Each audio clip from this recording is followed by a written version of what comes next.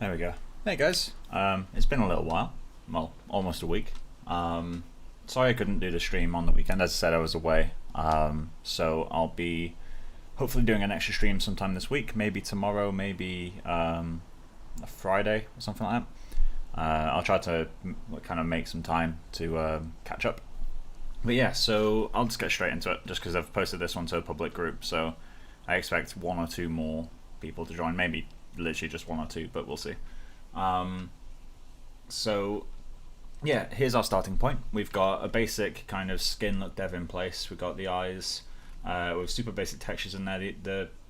The lighting and shading isn't quite right, but I really want to get the grooms blocked out, because ultimately when you look at this image, the first thing you notice isn't the kind of how boring the textures in the eyes are, or the lack of convincing shadows. It's the fact she's got no hair whatsoever. So there's going to be quite a few grooms that we need to do for this project. If we go to the reference, so this is the full res. It's a bit lower res than the other reference I've got, but it shows all the grooms. Hey Workflow, how you doing? But yeah, so this is the groom we'll be starting on. For the head, that's going to require quite a bit of modeling work to get the braids in place, so I'll be focusing on all the other grooms before I do that. I'm probably going to have to buy a braid tool or something just to kind of do that without too much pain. But yeah, so the grooms that we have to do by the end of this project are the eyebrows, the eyelashes, the peach fuzz, which you can see in the high-res ref, so you can just see it on the cheeks primarily. But it will be kind of everywhere on the head. You can see it on the forehead as well quite nicely.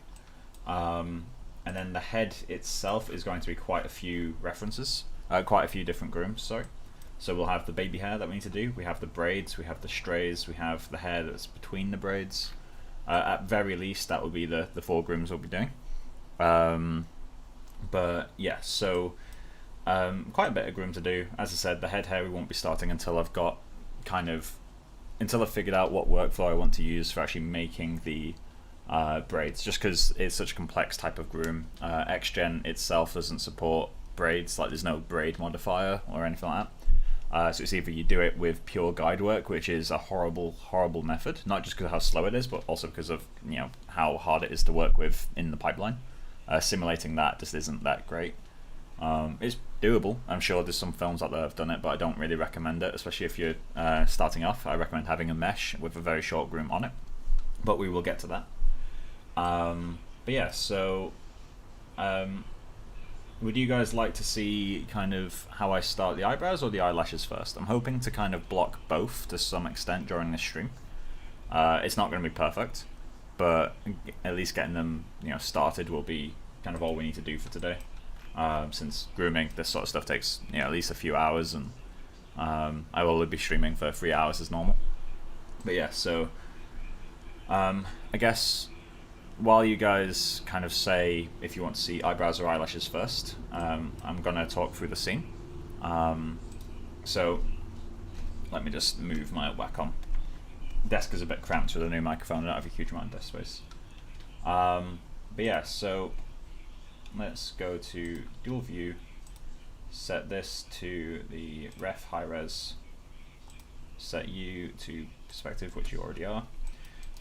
Right, so there's a few things that we have to make sure are right before we start on this. First off, we want to make sure that the model we're going to be grooming, in this case head sub D0 Geo, you want to see eyebrows. Alright, cool. Unless a bunch of people say eyelashes, then I'll start on the eyebrows. But yeah, so we're going to be grooming on the head sub D0 Geo. And so all I need to do is make sure that this group is in its final, this object has its final name and is in its final group. Just because you don't want to be changing paths or mesh names once you started grooming, it just gets confusing. XGen has it kind of hard-coded when you generate a groom. It's like hard-coded in the .xgen file. You can manually override it, but why do that when you can just decide on a name? Let me just check my shape nodes as well. I just want to make sure this is fine, just in case I need to change it later. It looks like it is fine. We want to make sure there's no transformations at all, like absolutely nothing, no history as well, which in this case there is no history. I should probably name this pixel displace skin. Hey man, how's it going, Lexo? But yeah, so we've got our mesh named, we've got no history, we've got no transformations. The last thing we need to check is our UVs. In the case of this asset, I don't want to use scalps, I want to use the UV, what's the word, the UV set workflow for this. And the difference between those methods, so pretty much everyone knows what scalps are. You know, you just cut out a section of your mesh, UV it, and then that's fine, because the mesh, you can just wrap deform it to your animated model and it'll follow along. You don't have to worry about topology changes, you don't have to worry about shape changes, as long as that scalp is unaffected. So that's kind of the standard method, and it's the method I wrote about in the tutorials I used to write. And it's also the method I generally advise. But for this asset, I want to do UV sets. So if you're unfamiliar with UV sets,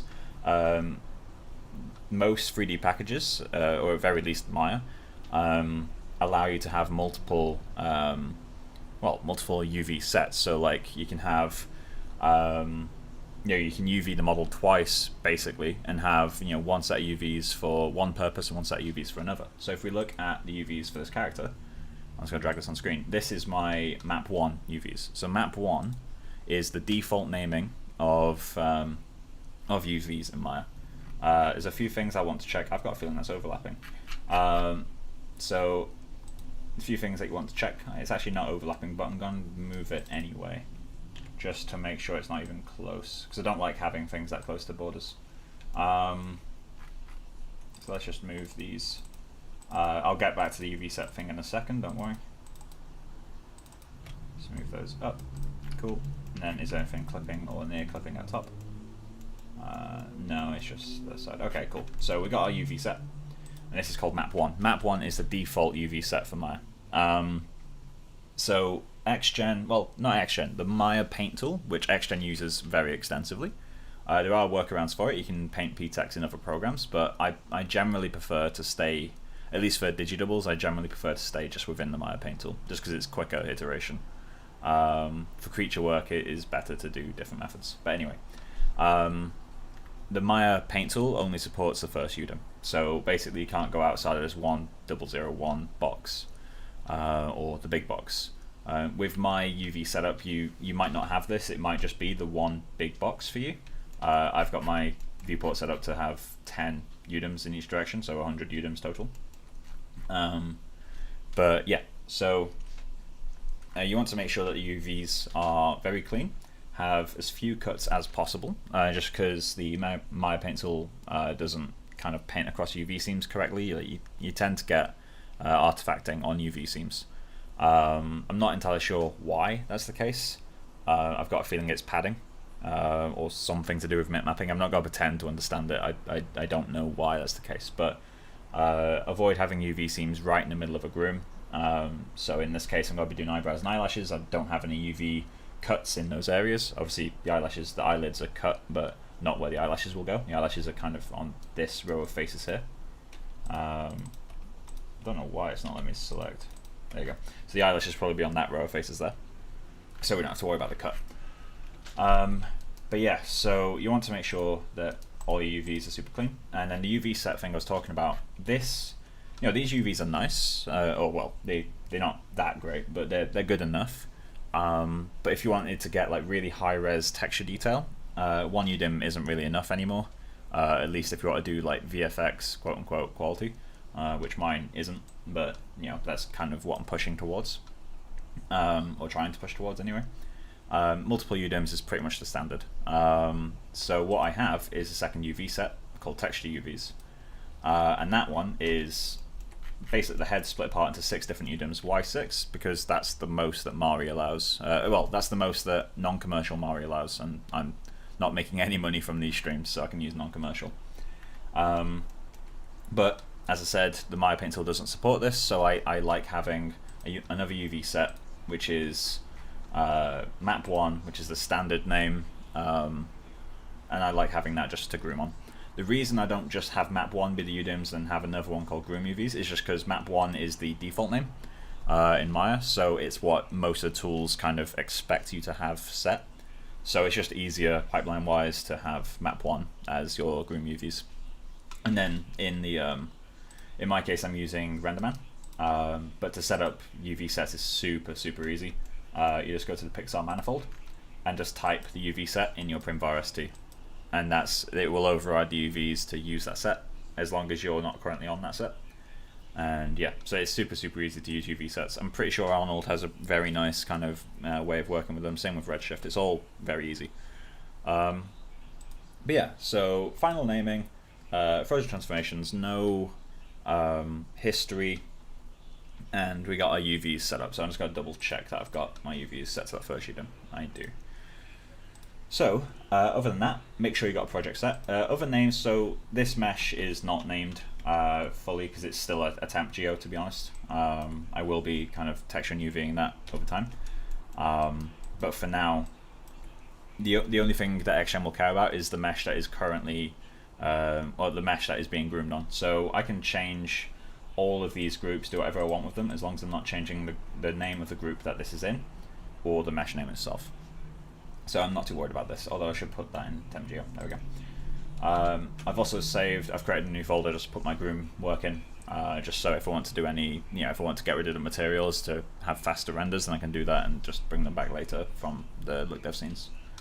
Or in my case, the modeling scenes, because I got lazy with the look dev folder name.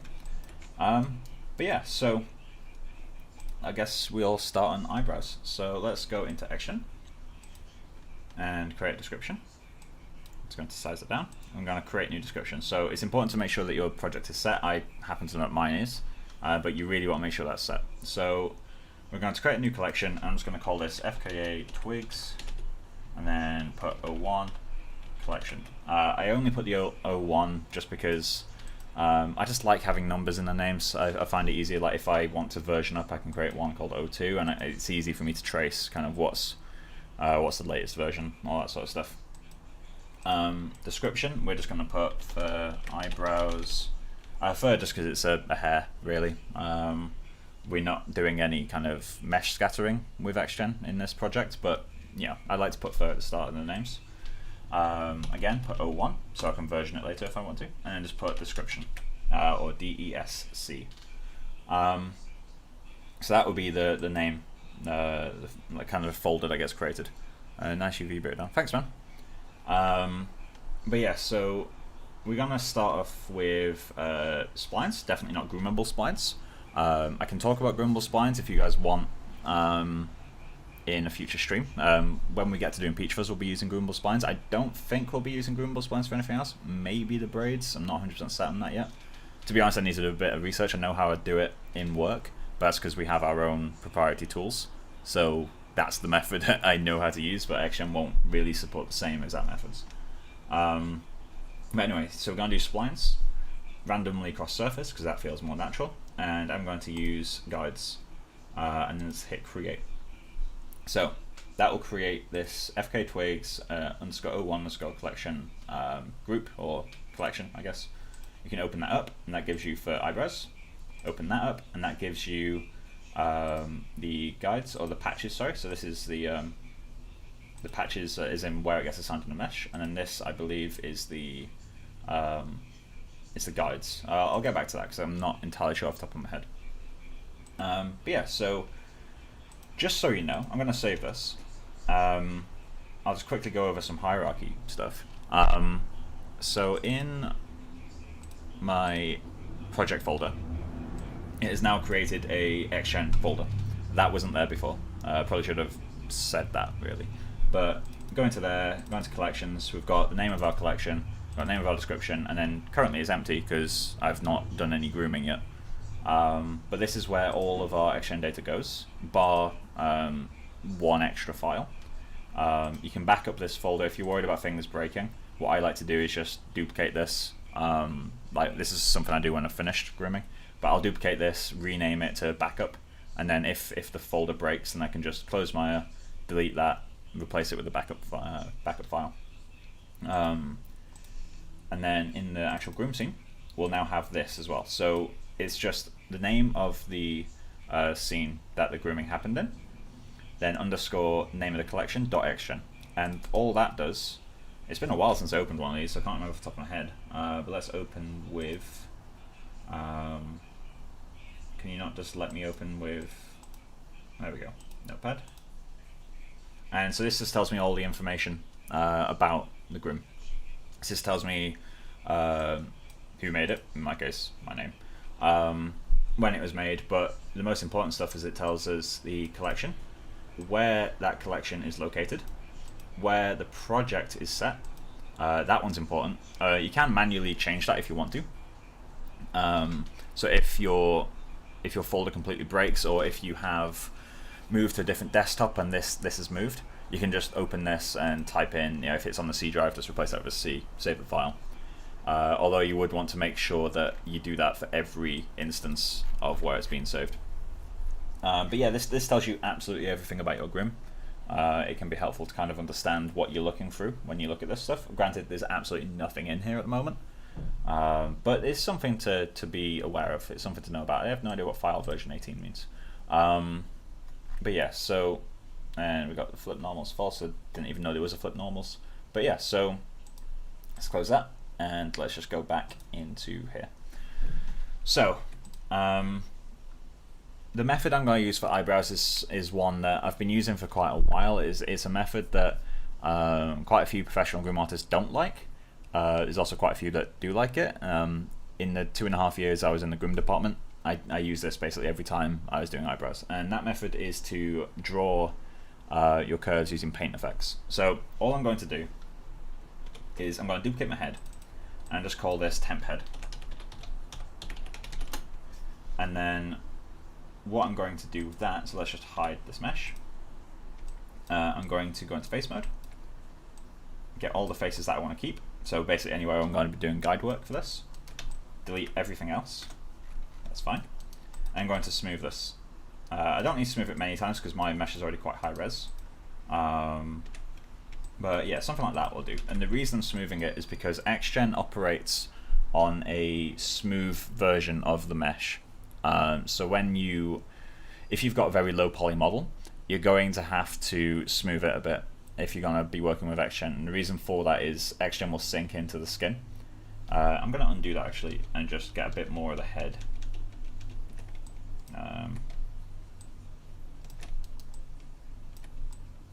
There we go. That should be enough. But yeah, so I just like to get 2 subdivisions higher. I'm pretty sure XGen goes 3 subdivisions higher. It goes, basically if you smooth preview, that's what XGen sees. But yeah, if you don't have a smooth mesh or a high poly mesh, well, relatively high poly, XGen will just sink into the skin and you won't see it at render time unless you are smoothing to the exact same amount. So I recommend having a relatively high poly model to begin with, and then when you're painting any curves, I recommend smoothing duplicating it, smoothing it a few times just to work on.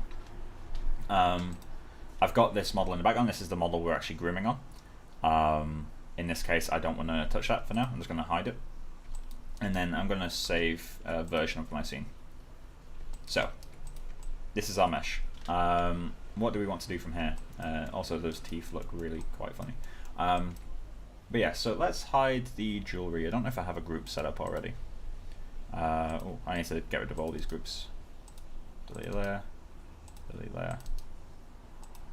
I'm gonna create some new groups. Cool, so I got my render cam.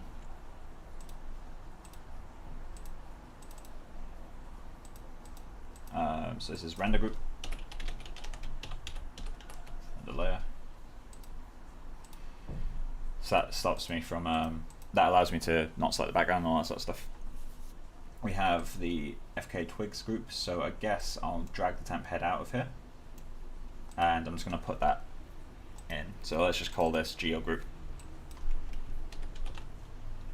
Or geo layer. And set it to black. And just lock that as well.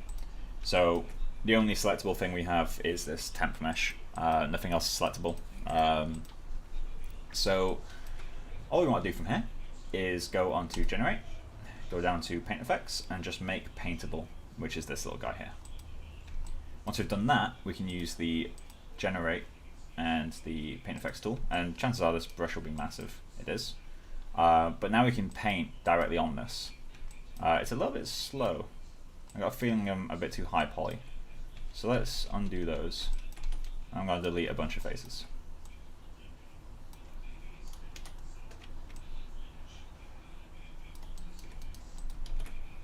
And then something else I'm going to do is go into my template brush settings. I'm just going to set this to be 1/10 scale, and that will make the brush thinner. Generate. Let's just drag this over here. So paint effects tool. There we go.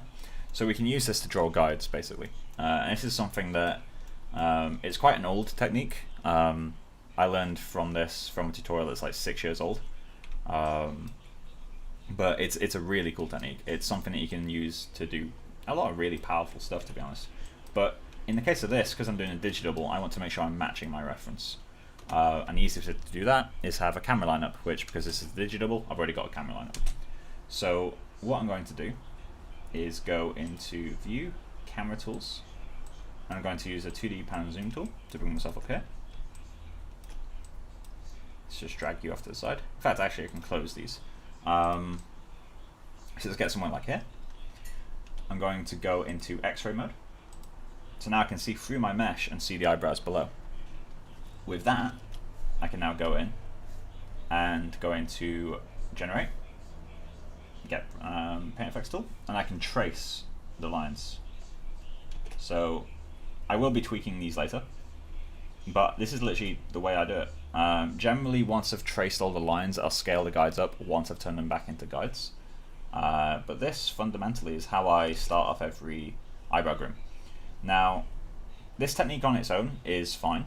It's a case of how high fidelity you go with it, and what I mean by fidelity is not quality, more just like how many of these do you do, and that's where I start to differ quite a lot from other professional groom artists. I like to do a absolute fuck ton of guides for eyebrows. It's just the way I like to work. The reason for it is because I can get all these separations on all these flows without using clumping. I can just get them with the actual mesh itself. Also, my Wacom's acting a bit strange. It's like cheering about a bit. I hope my Wacom isn't about to break. But yeah, so I like to do an absolute ton of guides, just because it allows me to really define shapes, and then my clumping has to do less work. I find that clumping, you can't really trace clumping in the same way you can trace guides. And what I mean by that is you can technically trace clumping. You can actually place individual clumps with the map generator. You just click on the model where you want the clump to go. But I find that to not really be an ideal way to work. So yeah, I like to just go really high res. I would only ever do this though when I've got a good reference. If I've got camera lineup, then great, I can directly trace it. If not, then I tend to use less guides. Just because you can make faster changes. But in the case of this, I've got something concrete to match, so I can just go in and trace the exact lines that I want. So it's quite a boring process, or many people would say it's quite a boring process. I find this quite a lot of fun, to be honest. I'm just going to go into camera tools. So I'm going to set this up so that I'm just working on one eyebrow for now. Cool. Then just go back into Generate, Paint Effects tool. These eyebrows on the side will get completely destroyed, as in like when I'm placing the lines, because I'm projecting backwards through space, they'll end up really long. Really, you should have multiple references lined up. In the case of this, I couldn't really have multiple references lined up for the eyebrows, just because of different expressions, but if you've got like a scan or anything like that, then that's perfect.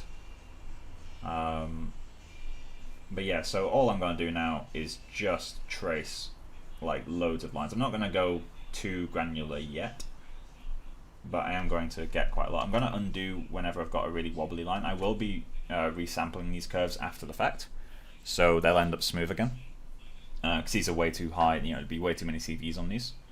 But I find that this is quite a nice way of blocking grooms.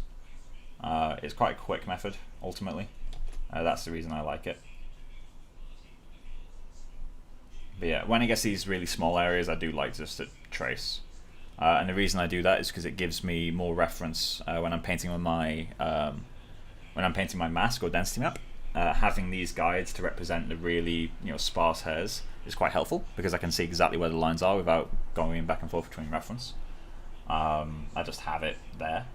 So let's get this guide. And I'm trying to make sure that I don't draw any curves starting higher than the actual eyebrows are starting. So you want to make sure that you're drawing from root to tip of a hair, and you don't want to be like, you know, up here we've got these long hairs, you don't want to be doing this, because this guide isn't at the root of that hair. You want to make sure that you're tracing the full hair.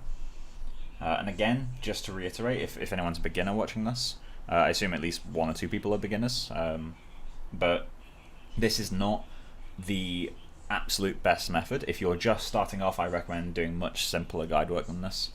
There's plenty of tutorials out there. I don't like rehashing tutorials too much, but you'll be able to find some stuff. So let's just do that, do that.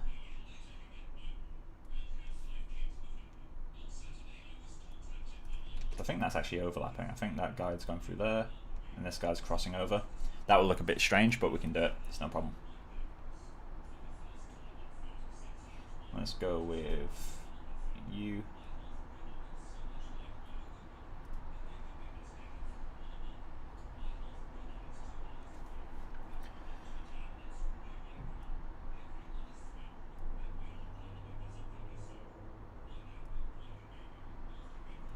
So does anyone have any questions while I do this? Very happy to be here now. Very interested in eyebrows. Mine always look a bit shit. Yeah, eyebrows are something that's quite hard to get right because there's quite a lot of things that people don't capture. Let's go into lesson mode for a second here. So I'm going to go into this view. So if I go, I might end up deleting quite a few of these guides, we'll see. I don't know how well the crossing will work because her eyebrows are quite chaotic.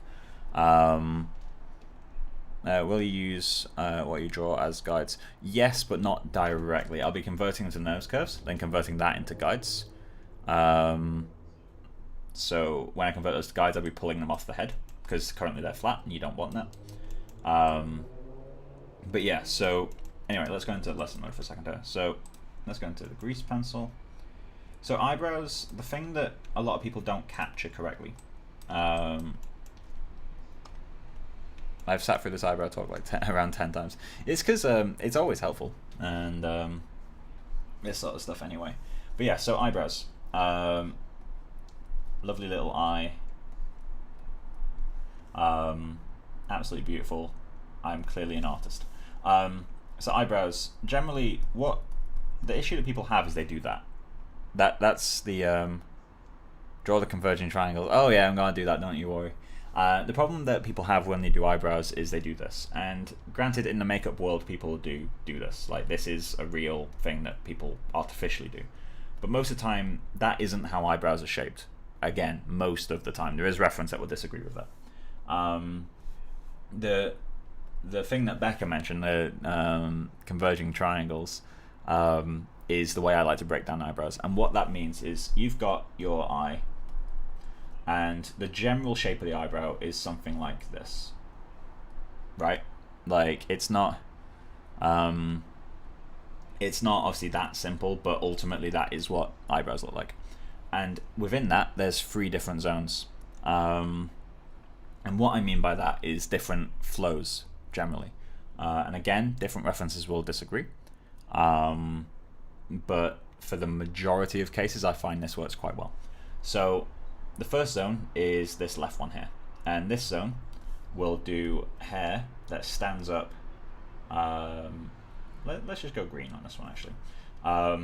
Hair that just stands straight up, for the most part. So that's what will happen in that region. The second region is right here. So there's a line that travels along the length of the eyebrow. So where you place that line defines how reflections work with the eyebrows, especially with very slick eyebrows, very clean eyebrows.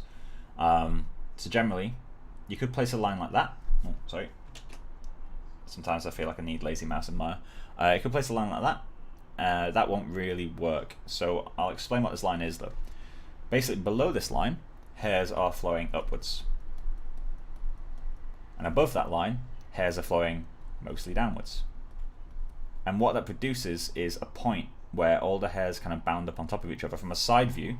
So let's just draw an eye. So from a side view, that produces an eyebrow that's doing this, right? Hairs going up on this side, down on this side. It produces a triangle, a little pyramid shape. And that will affect your specular. That will mean that you get reflections on the top and not the bottom, or you get reflections just on the peak. It will always look interesting. The reason I say a line straight down the middle won't work is because, oh, this is really struggling. Let me just delete this and redraw it. So you got the 3 zones. First zone. The way I like to do it is having something like that. So these eyebrows are going to be traveling straight across and merging down towards this point, and these ones will be going up and merging up towards that point. That's the 3 different zones of the eyebrows. If you get that and you get the silhouette from the side, i.e. the triangle, generally speaking you'll get quite good looking or appealing eyebrows. Again, it's not 100% accurate all the time, but it is quite helpful. I think in the case of FKA Twigs, it's not going to be that accurate. Yeah, because her eyebrows are pure chaos. But you can kind of see it. So in this region here,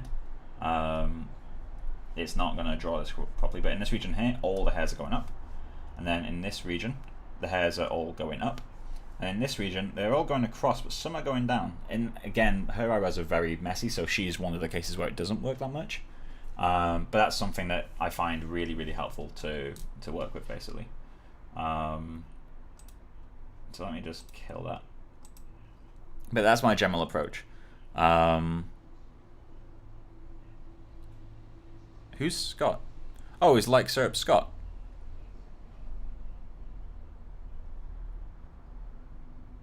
Yeah, what Becca's saying. Becca's just repeating what I was just saying. But yeah, so let's go back into the generate. Go into Paint Effects tool. And again, I'm just going to trace more and more of these. It is going to be very chaotic. Her eyebrows are just pure chaos. I probably have to undo a lot of this guide work once I start adding noises and clumping to see kind of what's going to work and what's not going to work.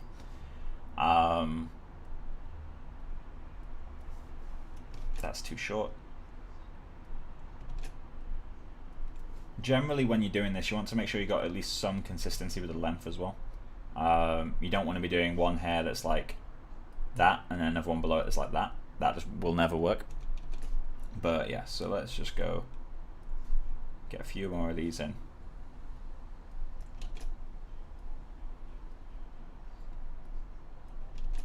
Very wobbly hands today. Yeah, her eyebrows are really messy, so this is going to be a very difficult groom, I think.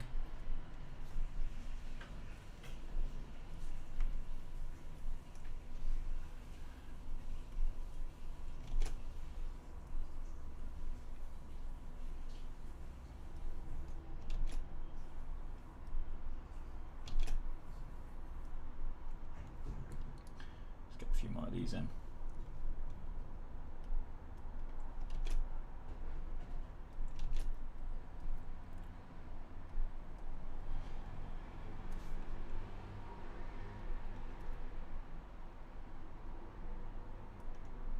So that guide there is going to cause some issues, so I'm going to get rid of him. And I can get some more guides in there to do a little bit more work. You're not right either. So let's just get you, do that, do that. So this would be a good point to stop working on this area, maybe just get that bottom line in. And that would be a good time to stop working on this area. Just because it is getting dense now. Like, this is roughly how many guides I'd have. When you're doing the guides, are you already planning for club? Not really, to be honest. I'm just getting the general directions. Granted, you could argue that I'm actually getting some of the clumps in the guides here, just because of how many I'm doing. But the clumps I'm getting aren't like big features really. They're just kind of like incidental. But yeah, so let's get a few more of these in. That I'm not going to trace because that's a strays job. I won't be able to match it unless I wanted to do a separate strays groom, which hell no. I've done it before. I'm not doing it again. At least for eyebrows, I've done it before. Stray grooms are pretty common on their own.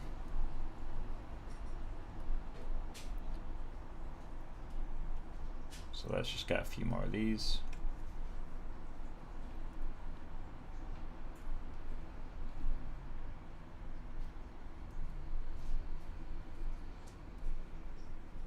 Yeah, this is going to be crazy messy. Really difficult to get this. Crazy messy. Yep, crazy messy. For anyone who's new to the stream, which I assume is quite a few because we've got more people watching the stream than normal, Becca, or Rebecca in the chat, is my girlfriend. She'll hear her in the background now. That's why she's heard this talk so many times. It's because I've delivered the exact same information like 1,000 times. Will you stop her? I'm saying like why you knew the triangles talk and that sort of stuff. Because you've had to suffer through it. And being with me, that's the majority of suffering, right? You're not wrong. Cool, thanks. But yeah, so let's get that guy in there. We need to actually put the washing away tomorrow.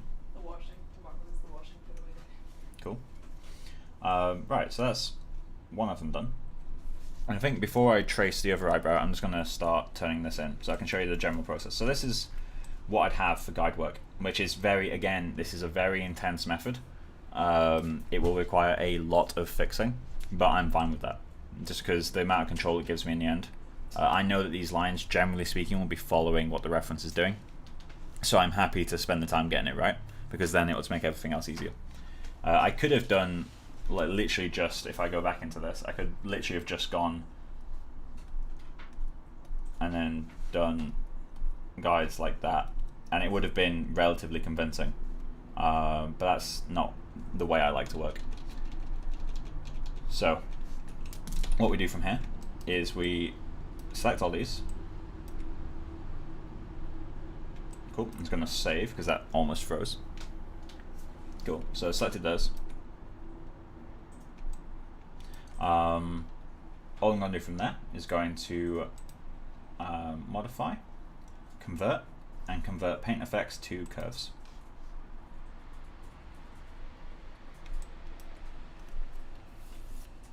Let's give that a second to think about its life choices. There we go.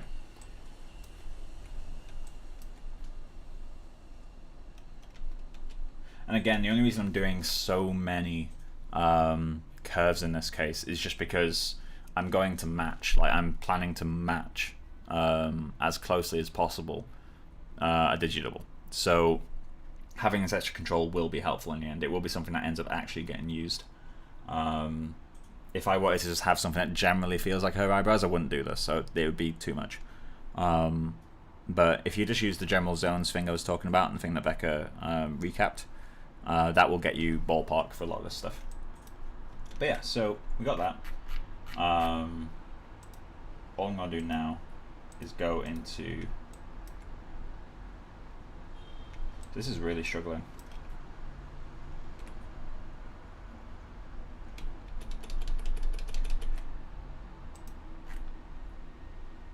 Come on. I'm going to have to delete these curves. So let's isolate these guys. Delete the history on those. And then let's group them all.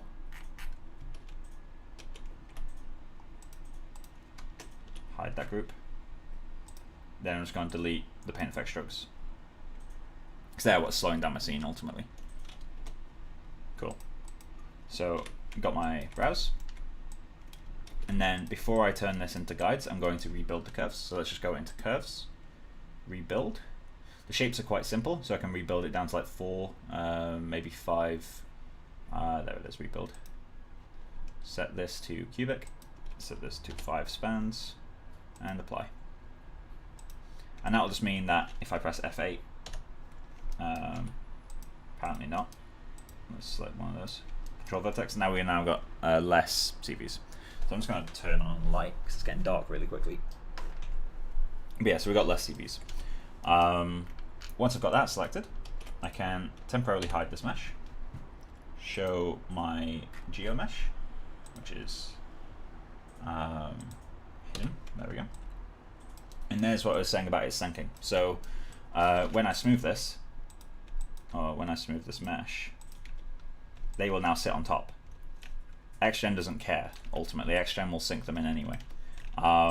So I need to make sure that I give all of these guides enough height. So one of the ways I can check for height is I do have some reference from the side. I guess the best one would be this. It's not overly high res, but you can see the height that we're getting off the head here. Is that triangle that I'm talking about all the time. Some of this will just be her brow shape. I don't think her brows are that triangular like that perfectly. But you can see a general height from that. Maybe let's check this one. So this one's been kind of styled. This one is all just pointing up. But you can see kind of the height we get in some of these. But yeah, so we'll be using that. Anyway, so let's select all those curves. Go into XGen, go into Utilities, and I'm just going to convert curves to guides. And let's delete the curves, why not? Cool.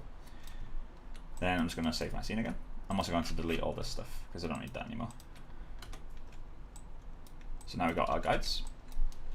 All I need to do now is go into the rotate tool, pull some of these out, and then, in fact, let's do this section by section. So let's go here, pull these out that way. Then, in fact, maybe a better way would be to use the sculpt brush. Let's move that way out of the way.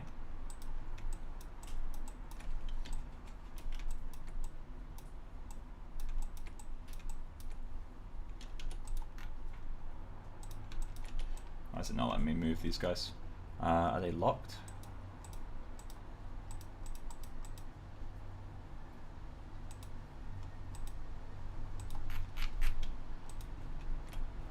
Unlock those.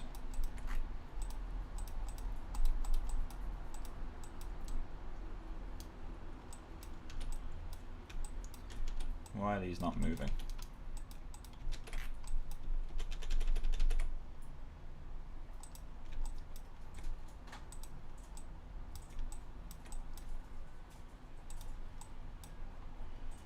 Okay, interesting.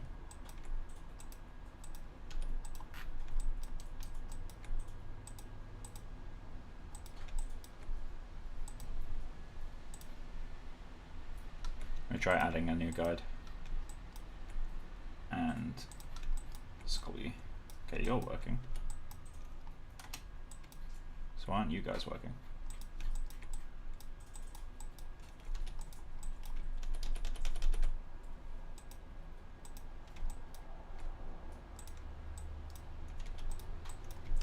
Okay. Save the scene. Let's see if we can figure out what's going on here. I don't think I've had this before. So we've got all those selected. Convert. In fact, let's try rebuilding it first. Rebuild to 5 CVs.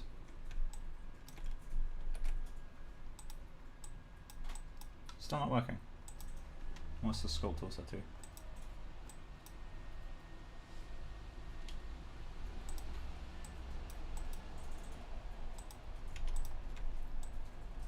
Okay.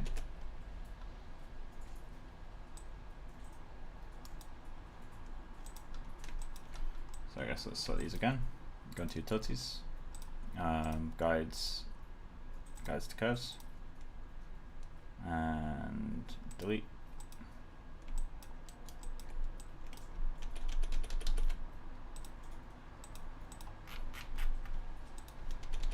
Cool.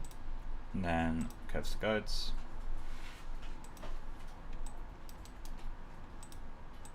There we go. Don't know why they were locked. Maybe it was a history issue. But yeah, so now we can just go in with lock length turned on. Very, very large brush from the bottom. And let's just pull those out slightly.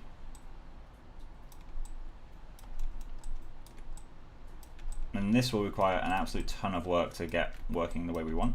But that's a basic block out. So let's go into the width, reduce that down to 1/10. Yeah, then we can just go through and start sculpting these. So as I said, very, very slow process, but very helpful. It's the way I like to work. So I won't spend too long doing this exact part.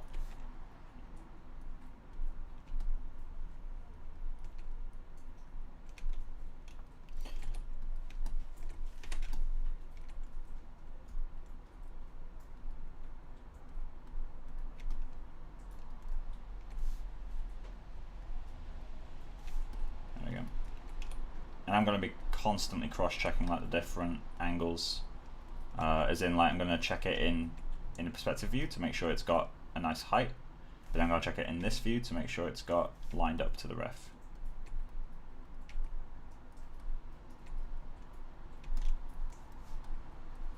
I'm going to increase the width for these guys a little bit.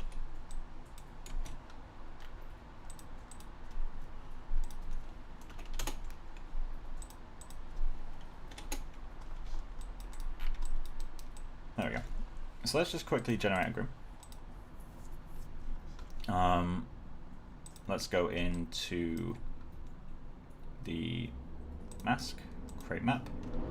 I'm just going to call this for eyebrows 01 mask. Start off with black, and I think map resolution of 5 will do for now.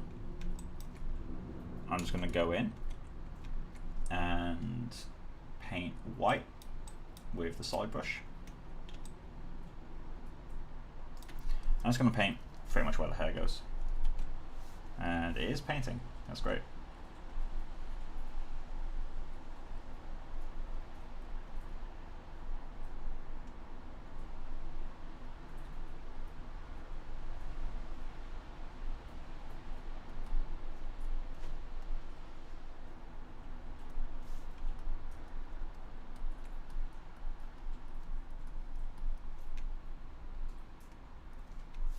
Set that back to black.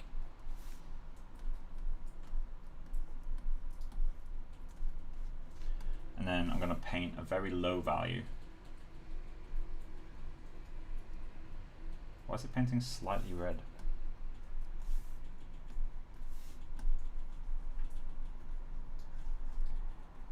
Let's just paint back over that, make sure it's not red. Then we're going to paint a low value, let's say 0.25 for now. And just paint that in this area.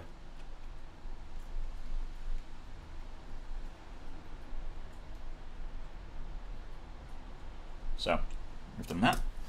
We're just going to click Save Textures down here, and that will save the actual 2D texture. Then we come up here and click Save PTEX, which is the little save icon. And then update our groom. Then we're going to slam up the density of it. I'm going to set this to update automatically for a while. Let's go down to low width, and let's add some more CVs as well. 8 CVs. 8 CVs is quite high for eyebrows, just to put that out there. Something like that. And then width.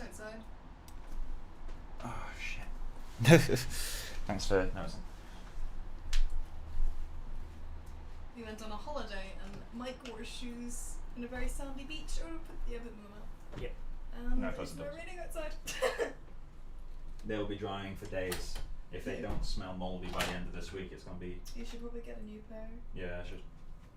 Before we go on our holiday. Last few weeks have been so expensive though. When you bought a mic. I bought a microphone, bought a microphone stand, bought a dog. It's not even for us. Yeah, the dog's not even for me, it's for my nan. I say I bought a dog, I chipped in a couple £100 towards a dog. I'm not well off enough to straight up buy one. It's such a good one. Let's check the width of these. So these are too thin. So let's add a little bit of width to those. There we go. That's roughly the right width. Is somebody's name like Sir? Was it? Somebody's name is like Sir. Yeah, I think that's Scott Benson. Oh. I think. Someone keeps saying, hi Scott. The thing is, I don't know who these people are. Like, obviously I know who Omar is. But, because he's using his real name. But I don't know who Like Soap actually is. And yeah, there's someone else. Yeah, so get our eyebrow. What's that? Cozy, cozy. Yeah, cozy. Angle. What's that? Is your name Angel or Angle? Because I've heard both. It's Oh yeah, yours always updates a little bit. My phone's better than yours. No, it's just because mine's delayed. We're on the same Wi-Fi. It shouldn't be a difference. Like syrup is Scott Denton says like syrup. Thanks like syrup. Why? Why are you like syrup? Yeah. So, is it that you like syrup, or is it that you are physically like syrup? Where does the name come from? Right. So let's get back into. It's like potato.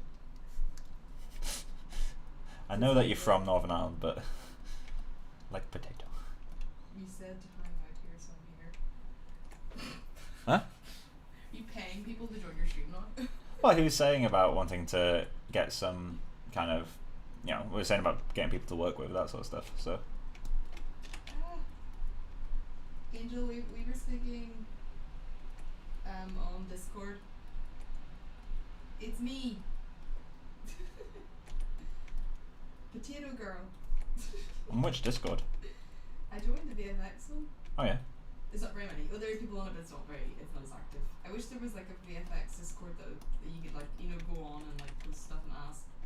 Like 10,000 hours, but smaller. You know what I mean? Like Shading Nerds. Yeah. The one that I'm in. Yeah. It died a while ago, It to be died fair. a while ago. Yeah, it did. Rip Shading Nerds. That's where I met Jesus. What was it? Yeah. I was invited to help out with Shaders XYZ when that was starting, like give ideas. It's also where I met Alberto.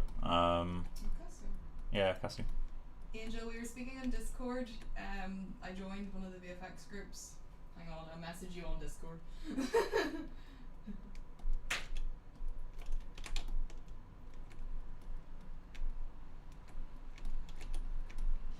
Make some of these a bit flatter.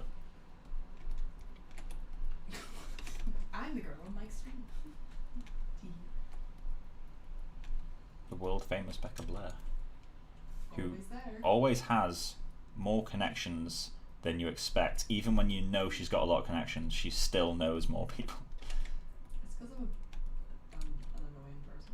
It's not because you're annoying. You're amazing. No flirt. Stop flirting with your girlfriend. Yes. On Discord. We're not on Discord. Angel just goes, oh my god, small world.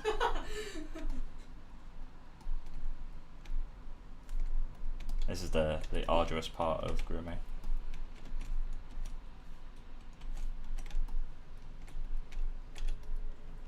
Basically, the thing that I need to make sure I do now is go through each guide individually and make sure there's some variation in height. It doesn't have to be huge, but it does have to be there.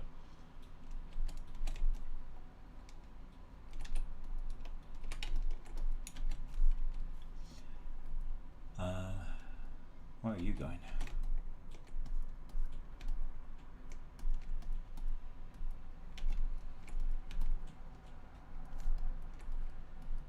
I'm getting a dead leg right now, I don't know why. What? I'm getting a dead leg, and I don't know why. Don't look at me. I just want to give you the dead leg. You didn't just come over and like knee me Ratty chop your leg. as hard as you could.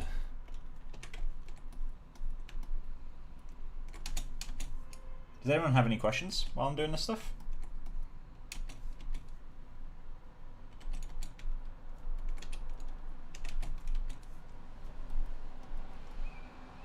So you need to go up.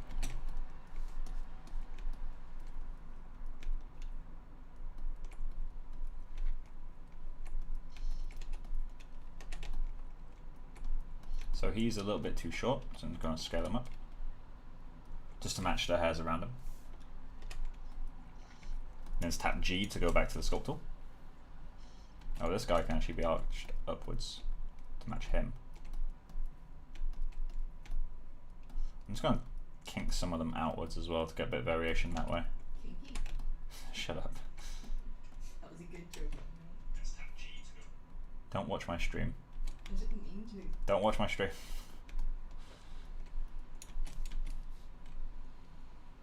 Self-consciousness intensifies. I think this one is actually too long. Although I don't really need him because he's directly next to another guide.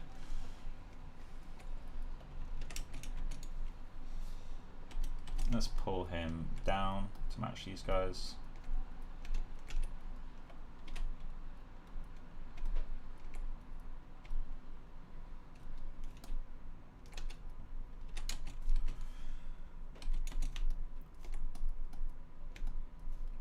Quite enjoying getting back into grooming. It's been a really long time since I did the Digi double groom. I miss it, man. Digi doubles are like your favorite now as well. Oh yeah, digital was my absolute favorite thing to do. I remember them. I'm glad I got to do as many digitals as I did at work. Granted, I had more creature focus because that's what work we had, but still. Definitely a digital groomer. It's the area I'm most comfortable in. Poison Artist, hey Michael, I'm starting out a new project for a cartoonish character. I'm wondering if there are any characteristics you only see that you only see in cartoony grooms. In what kind of way, like characteristics? Do you mean like how slick they normally are, or like how they do noises, or how they do clumps? Like, can you direct your question a little bit more?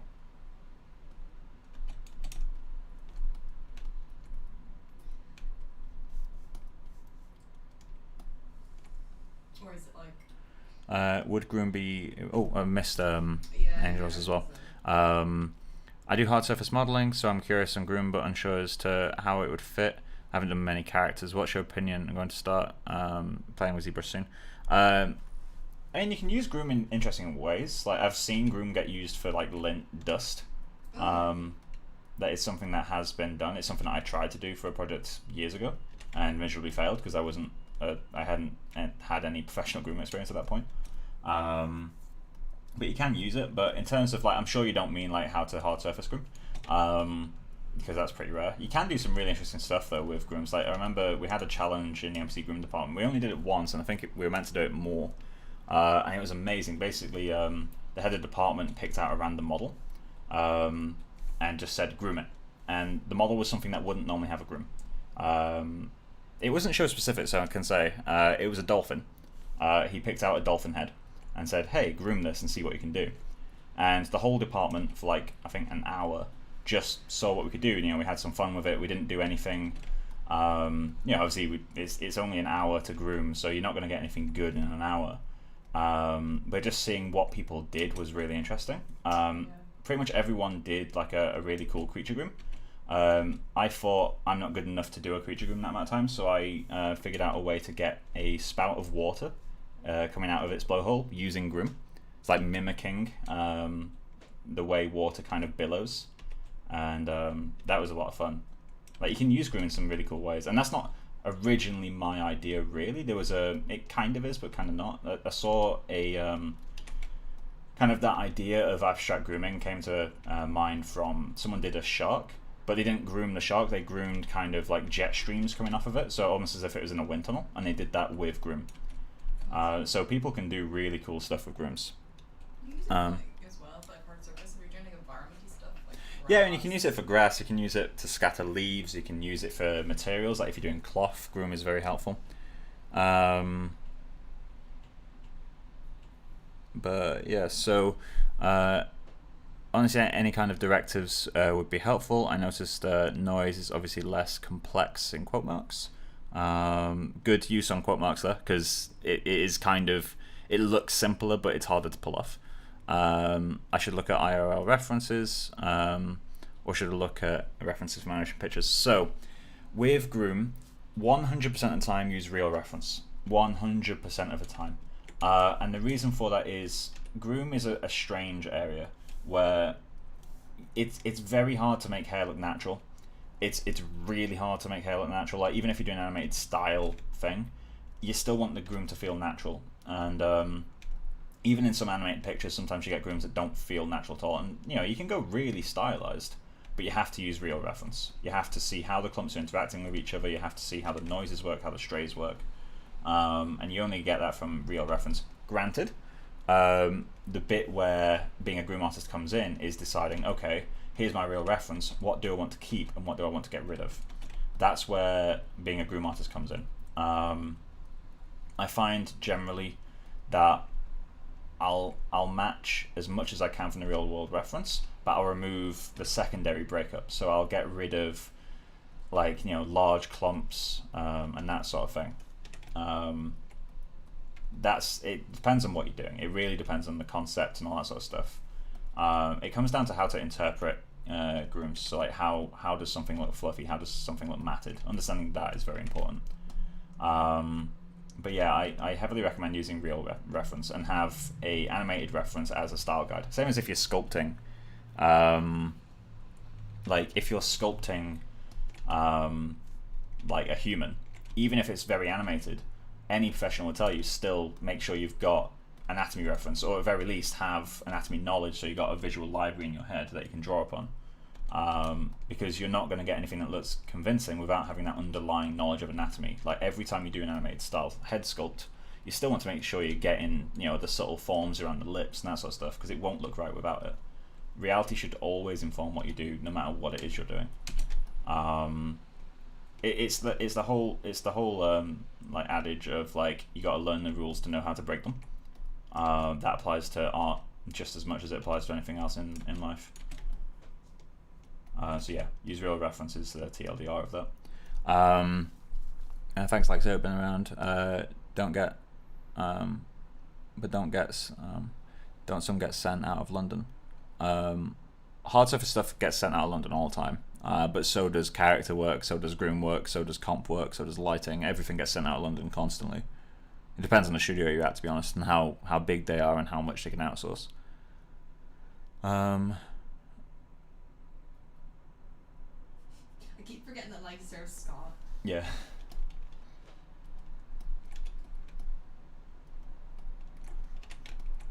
I'm not gonna lie, Angel, there's a lot of money in like hard surface modeling, but for like what do you call it, like the construction companies and stuff. Archviz. Not even Archviz, like I probably would be classified as Archviz, you know, like oil rigs and stuff like that. One of the big companies where I'm from, one of my friends works at, and he's paid a normal wage, like a decent wage for where I'm from. He works at a company that does a lot of like you know, like aerial map modeling, that kind of thing. Archviz, but for like scaffolding, you know, that kind of thing. It's weird, you'd almost think it'd be done in CAD, but it's not. But there would be a lot of like hard surface stuff. Yeah, and I guess hard surface, I think where the money would be is mainly product advertising, right? Like IKEA, everything in their catalogue is supposedly not real, it's all CG, even though it looks photoreal. Hard surface tend to have really good clients, from what I've heard. Which is always a plus. Having good clients is really, really important. Oh yeah.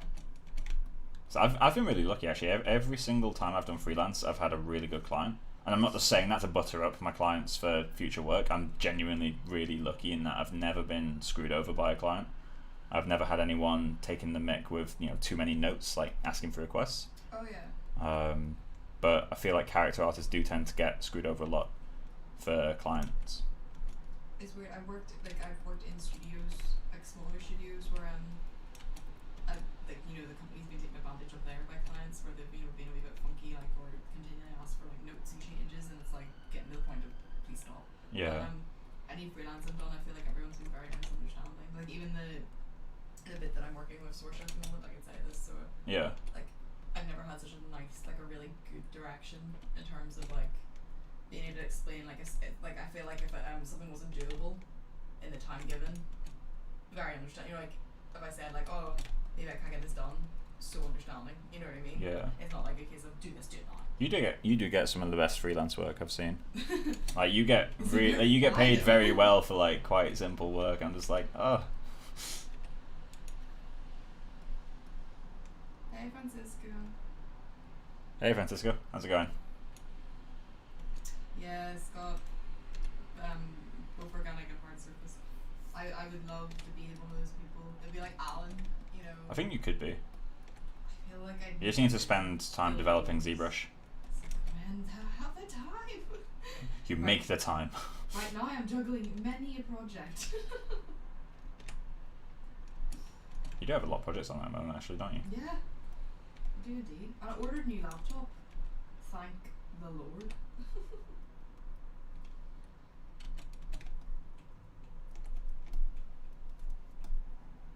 I'm gonna have to repeat all this work for the other eyebrow. It's gonna be great. I would mirror it, but no. Yeah. Her eyebrows are quite asymmetrical. If I remember correctly. she's got my eyebrows on a bad, like not on a bad day, but whenever I don't put like stuff in them, you Yeah. like to keep them. My eyebrows grow like that. And whatever you were saying about the T zone, I looked at mine. Mine does follow it to a T, like literally that like zone. Angel disagreeing with me, like, make the time. There is no try, only do. I can't wait till I'm at home in Belfast and I'm gonna watch these streams, by the way, and I'm not gonna be here like a vocal person. You're just gonna screw with me, aren't you? I'm just gonna mail you.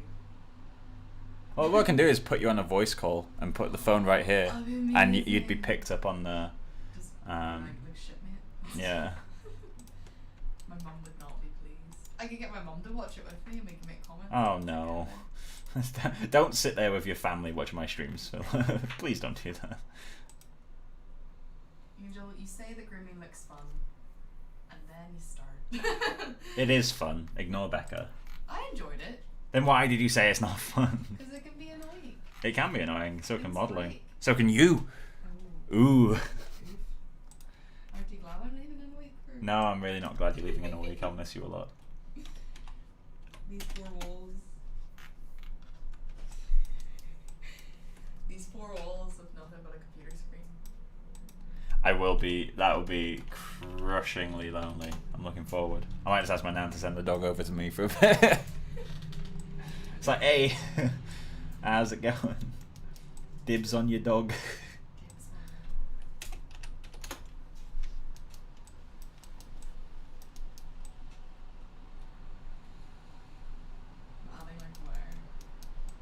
Oh, any skill can be. Oh yes, 140,000,000%. Like I remember whenever Mike started going over like some look dev stuff with me in like final year, and I was like, I don't understand any of this stuff. Like even really simple stuff that I look back now, and I'm like How many times did we go over Offset. displacement offsets? Jeez, it And how many times did you say, I'll never get this, I can't do it? And then like 5 minutes later, finally, I think it was just the way my brain was. Like if you once you drew it, I understood it, but you saying it out loud, I was like, Oh yeah, it's a very abstract concept. it's not really. No. It is a really abstract concept. For anybody who doesn't know what the offset is. Basically just how to set up, like imagine if you're a complete beginner, like displacement is already kind of mystical, like people don't really know how it works. At least a lot of beginners don't really understand it, they just kind of see it as a map that makes it look nice, but they don't necessarily understand fully the implications of it's expanding along the normals. That doesn't necessarily mean anything to them. So when you introduce the idea of the mesh inflating, when you use displacement, it doesn't actually displace inwards and outwards, and you have to offset the displacement by half the value of the map to stop that from happening. It's suddenly like gobbledygook. Like a lot of beginners don't understand that the first few times. But I've known a few that did. They're quite rare. But yeah, it's quite a difficult thing, and me and Becca must have gone over it for what, 3 weeks straight. Like, And it sounded shit. It was my character was intersecting with my sofa whenever I animated it, and it was like, oh shit. And it was like, oh, your displacements, your middle value isn't 0, it's 0.5, so therefore it's gonna inflate. yeah, like it's only adding, it never removes. Only add. No. How are you guys handling COVID while working from home? Oh, we're great. We haven't killed each other yet. Well, to put this into perspective, who asked that? Angel. Angel, we live in a studio department. Department? We live in a studio department. We are a studio We're in department. a studio department right now. How big would you say this room is? So like our bedroom. So area. that internet cable, the blue one, is Yeah. 5 meters. It is slack going from that side of the room to this one. So Really? it's about 4 meters, 4.5 meters one side to the other, and about 6 meters the other direction, So and then yeah. it's hallway. Yeah, so we live like the room that's our bedroom is just like our bed and like our 2 desks is like 4 by 6 meters, and then we have a kitchen and a bathroom separately. But They're tiny. we've been here since the beginning. Yeah, we've been in one room, both working as CG artists. The room is tiny. It's a little babby room. Our desks are like I look over and I see Mike. He looks over, he sees me. There's Yep. a guitar rack between us. It literally is like 5 guitars between us, and that's kind of the only space we have. That guide is way longer than the others. There we go. Have one abnormally long eye hair like I do. I will be adding like a few long strays to the eyebrows. I haven't figured out exactly how I'm going to do it yet, but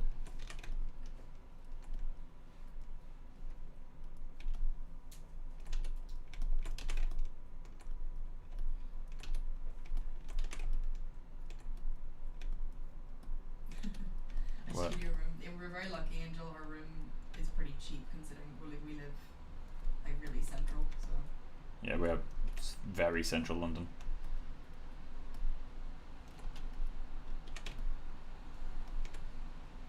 You have 5 guitars playing when you stress with work. Yeah, he does. I don't. I remember reading. I actually have 6 guitars. Yeah. There's one under the bed. I've got my first guitar sat under the bed because I refuse to sell it. But yeah, whenever I'm waiting on renders, I just pick up the guitar and play. Luckily they're electric guitars and I don't plug them in because I don't have an amp, so Becca's not overly annoyed. But yeah, render time guitar playing is the best guitar playing. You go back in. I've actually gotten a lot better at guitar since lockdown began because of how much extra time I've had to play. You have to wait in a render. That's the thing, like I hit like simulate or like, you know, I start a node like cooking and I've got like 20 minutes or 15 minutes, and considering the guitar is literally arm's reach, I don't have to get up and set anything up, I just pick it up and start fiddling away. Then your render back is on call. Well, whenever you're on a call, I play fingerstyle, so it's super quiet. What you can hear is like the I do not play Smoke in the Water. Don't you dare plant that seed in people's brain. I don't play Smoke in the Water. I know how to play it because it's it's not the first song I learned. I think it's the 3rd song I learned, but I don't play it. Like, what? He does. Stop it. I don't play Smoke in the Water.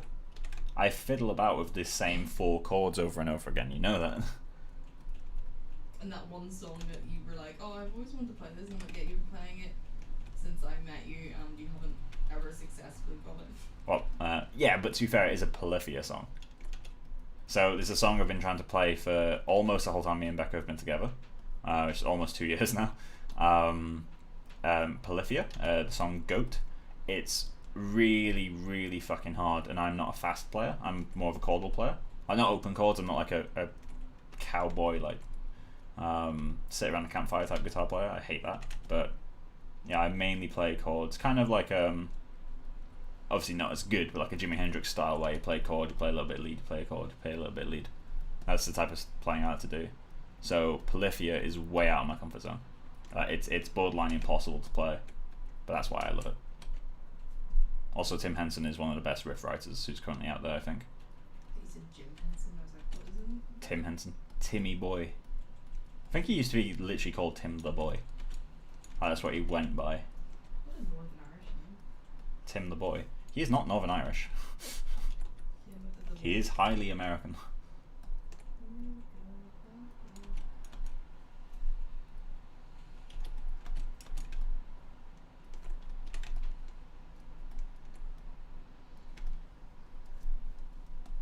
Getting closer. So I'm wondering if I should block out the other eyebrow, or if I should just move on. Block it. Or should I move on to doing basic modifier work to get one eyebrow kind of working? I suppose. Yeah. I could mirror the eyebrow guides for now And and redo them later. less terrifying when you render it. What's sorry? So it'll look less terrifying. So shall I just do half of the groom? Like, throughout the whole project, just do half of it and mirror it at the end. Right. So now, let's just do, just for the sake of blocking, this isn't what will stay in the end. I'm going to add clumping, and I'm going to set it to guides just for now. That won't stay long term. Did it crash? Did you charge it? Did you save? When did you last save? Not too long ago. I think it did crash. Unless it's just really struggling to calculate. Oh, textiles per unit 10. It might be struggling a bit. Let me just quickly Google the error. It's printed out a bunch of times. Zeroing pixel. Zeroing a pixel. Thing a pixel in map since all points. Then we're disqualified, I guess. Let's just read what this error does. 2014 this error was put in there. An iconic time. You want to do it in 2014? More than 6 years ago. I would have been fine then, I think. I think it's still calculating. It's just very, very slow.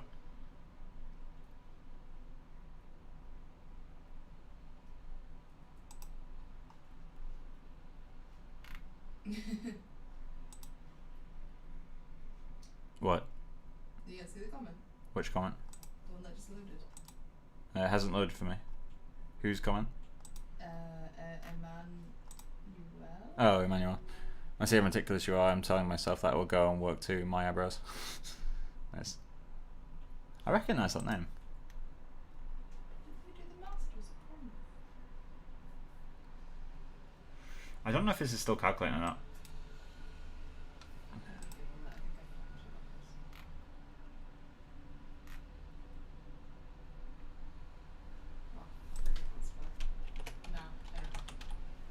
There we go.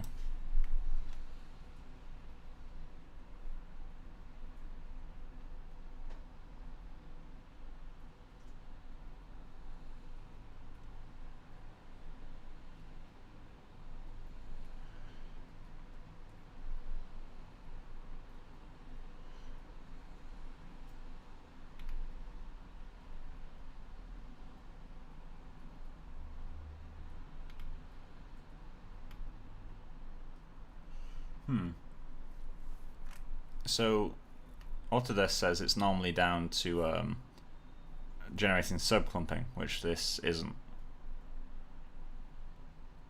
So I'm not sure what that is.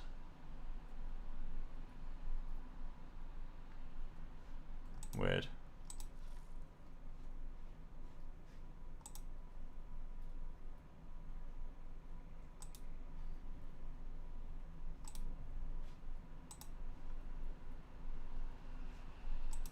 Just to let you know, there's a festival dedicated to dumplings coming to London. And we're going to go. Oh no, I found out today. So people go Control Alt Delete and then open Task Manager. Yeah. Control Shift Escape is Task Manager. Like it just directly opens Task Manager. Yeah. Oh no, I knew that one. I didn't know that one. Oh, it's finished. So it was thinking the whole time. Why was it thinking the whole time?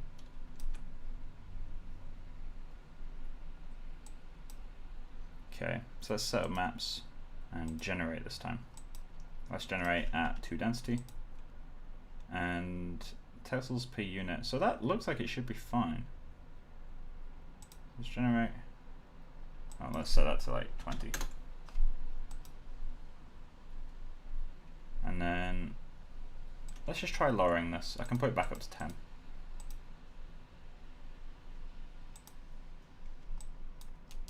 It's refusing to generate. Why is it refusing to generate?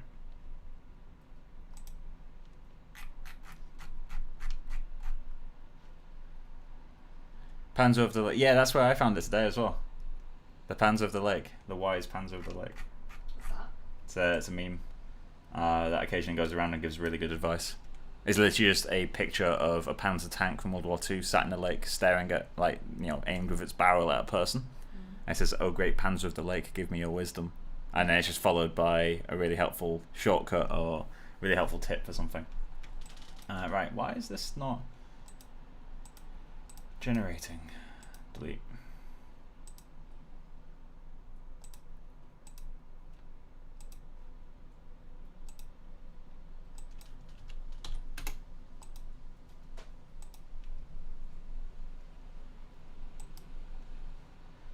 Log.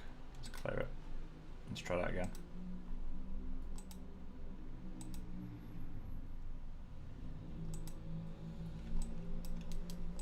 Yeah, I'm not sure why it's doing nothing. Very strange.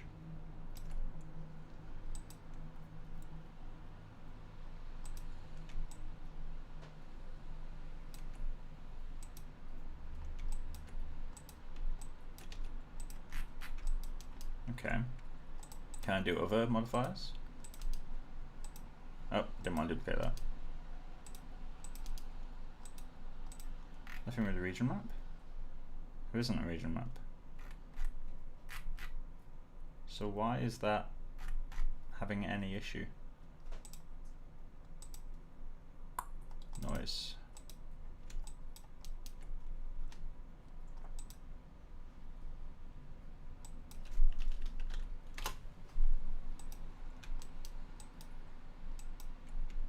It's refusing to update anything now.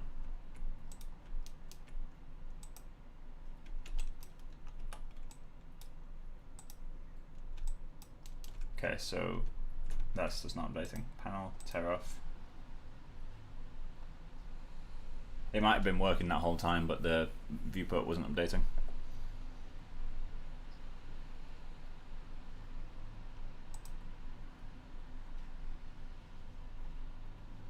Come on, Matt. You can do it. I believe in you. Somewhat.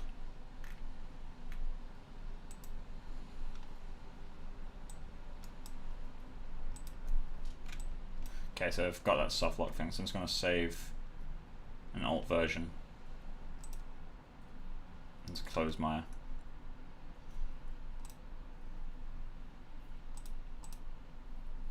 Come on. Alright, fine, I'll kill you this way.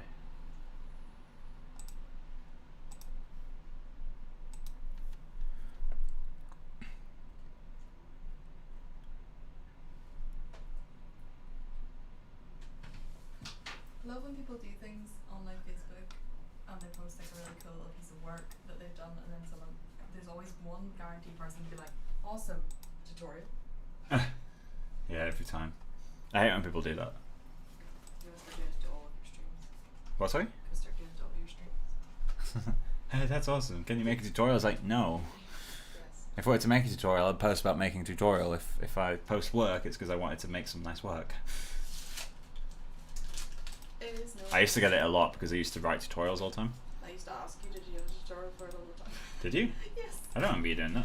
I did. I'll just be fully aware that I used to hate you when you said it. And Love then you. spawned of something really weird. Like what? My favourite thing whenever we first kind of started talking, when I was trying to gauge if you were like a normal human or not, or like a weird Be aware I'm not.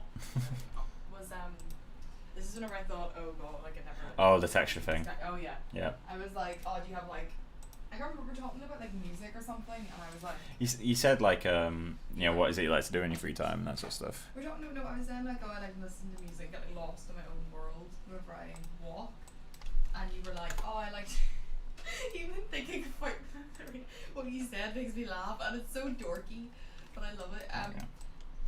It was like I like taking in the environment around me and wondering how the textures are made of the environment. So what I actually said It was it was very, very, very close to that. And looking back, it is cringy. But I did used to do this. I used to go out on walks all the time, like walk quite often. This is in second year of uni, I think.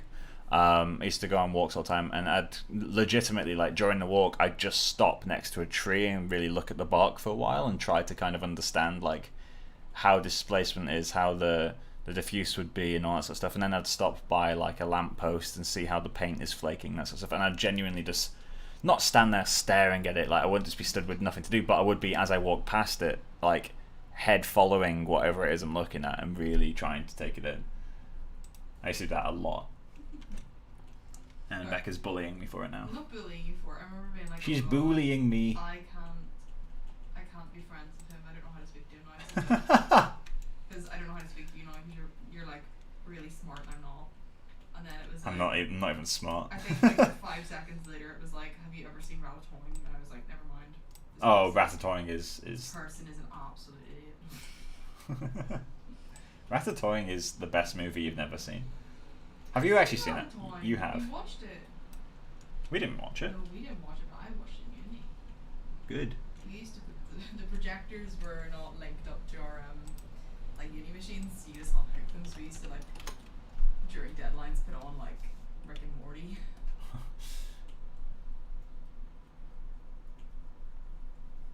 This is a part of that in the density map. Save textures. Save you.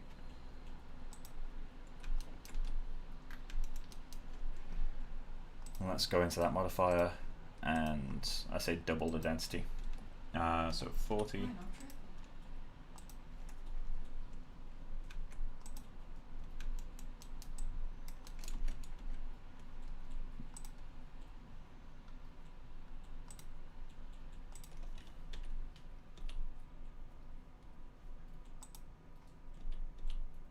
So I need to make these way thinner. So let's go back into this. Set this to like 60. Actually, let's go 80. Let's go too far. I should also make a mask for this. Create map. Let's go for eyebrows. Clump gen. Let's call this one 01. Clump gen mask black.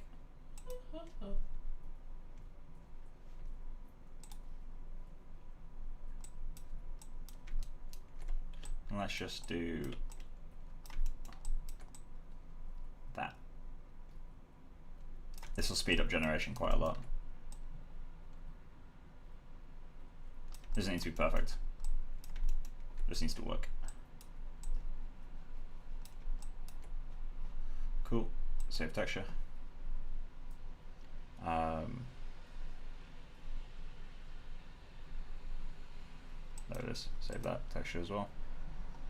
And generate. Oh, you broke.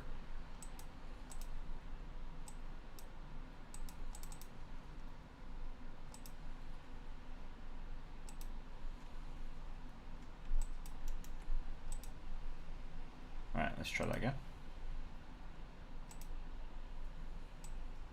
Why is that not working?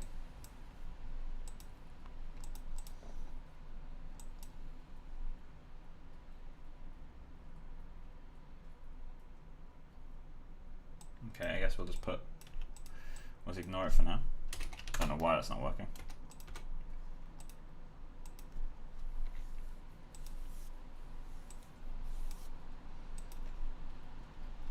Hey, we're hit. How you doing, man?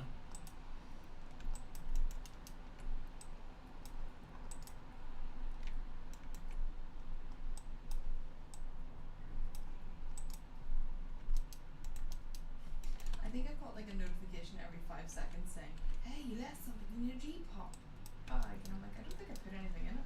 Oh, really? Let's go into the XGen folder.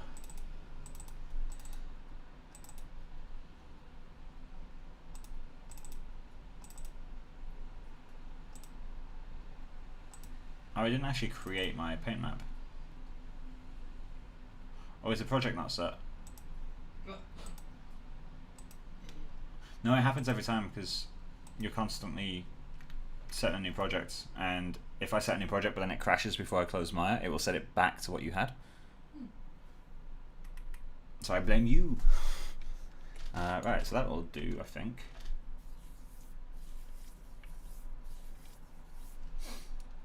I think that's about right. So now we just need to paint a mask to turn these off. So let's go into mask, create map. Let's call this for eyebrows 01 clump env. That now mask. But I'm going to put C01 because this is my first clumping modifier and mask. There we go. And start this on. Let's start it on black. I start most of my maps on black. Paint white where we want clumps to be, which is here. I'm going to go into stroke No, not stroke. Stylus pressure. Turn that off. Do something like that.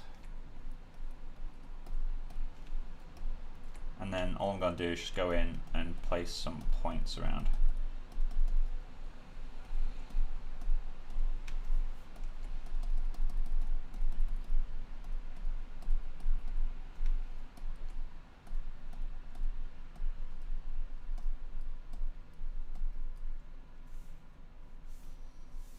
Cool. Save that texture. Save this texture. There we go. And then all I'm going to do now is go into the editor, call this Clump01 mask,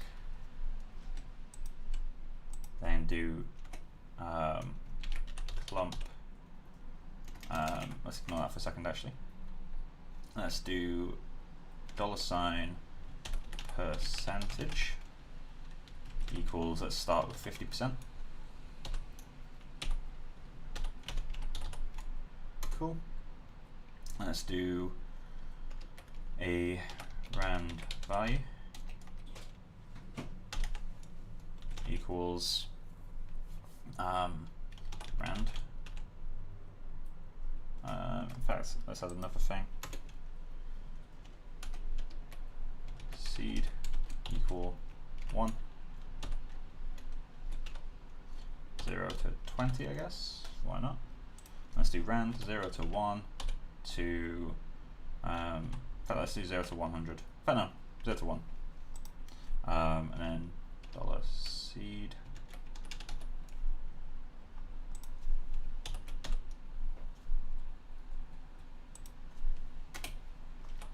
Cool. And then let's just do $rand value less than percentage divided by 100, question mark, 1, 0. Apply. And then let me just check if I got it the right way. Yeah, I did. This allows me to just say, have a percentage of hairs affected by clumps. And then I can change the seed for that. So if I turn this to update automatically, I can change the seed if I want different effects. And I can change the percentage whenever I want. Something like that. I think 70 to 50% tends to give quite a nice result.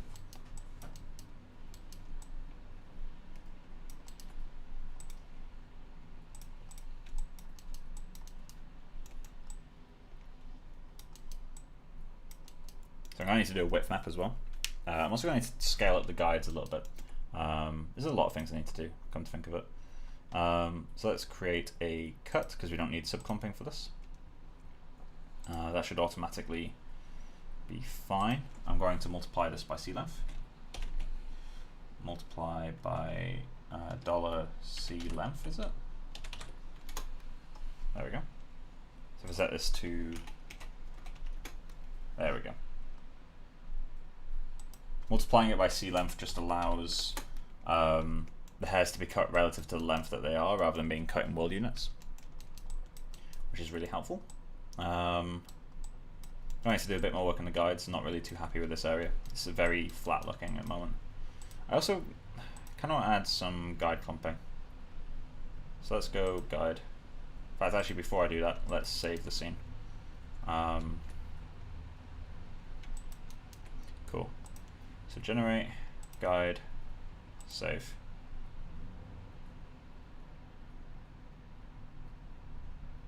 So it doesn't like generating guide clumping. That's interesting. Oh, maybe it's a texel per unit. Maybe I've not got enough for the amount of guides I've got.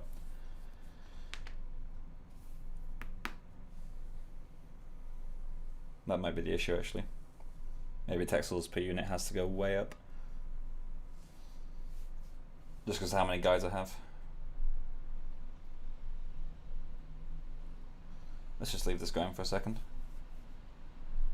So do you guys have any questions while I wait for Maya to unfuck itself?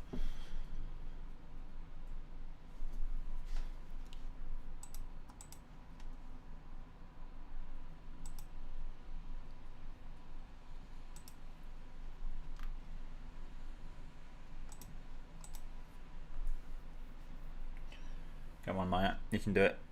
I somewhat believe in you. Annoyingly, I can't reorder these windows, so I can't put the progress bar on top, which is really annoying.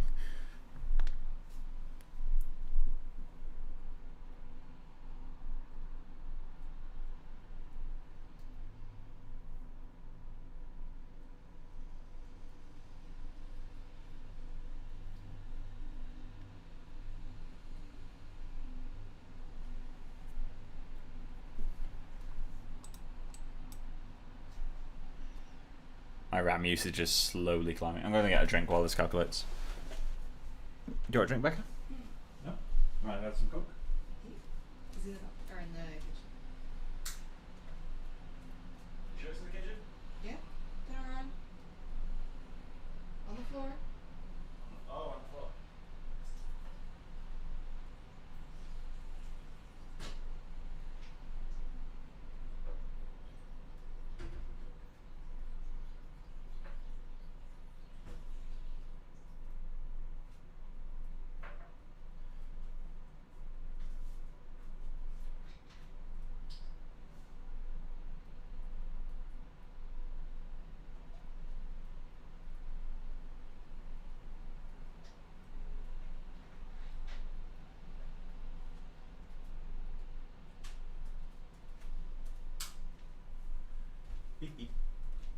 Still calculating? It's still calculating.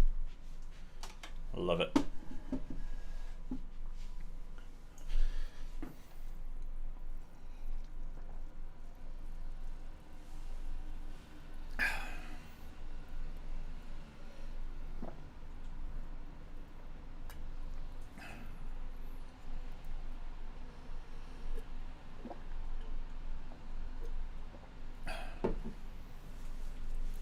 And what I'll do off stream is find out why this textiles per unit thing is an issue. My RAM usage has slowly gone up from 1 gigabyte to 2.5, which is nothing really for a groom. I mean, the Rowan creature reached, I think, 26 gigabytes to render the groom. 26 gig of RAM, that is. Which is very intense considering the size of the character. Like, he's not that big. And he didn't have that many hairs. There we go. So I'm guessing that's broken. So let's just generate map.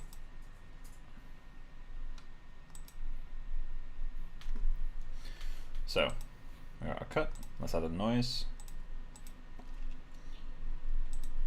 It's done that crash thing again, where it kind of soft locks itself. Yeah, it has. All right, let's kill Maya again. End process. Reopen Maya.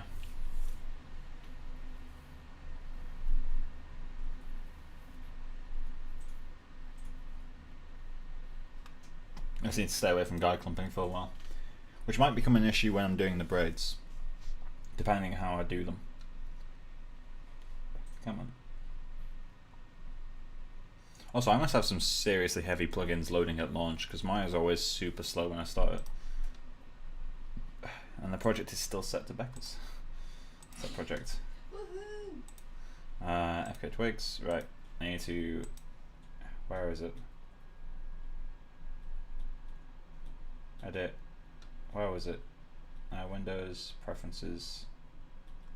Was it in save preferences? I think that's done. Cool, so let's open the scene. Nope.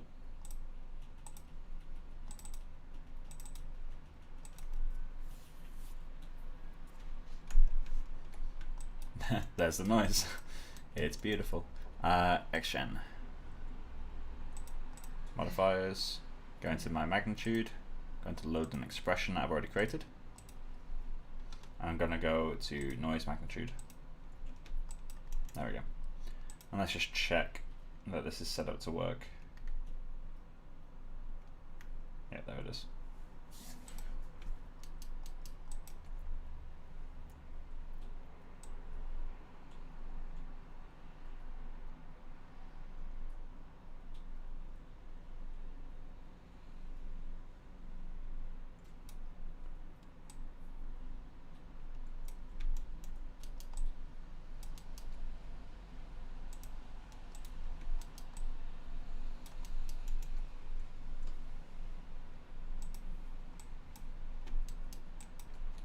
want to multiply that stray by C length.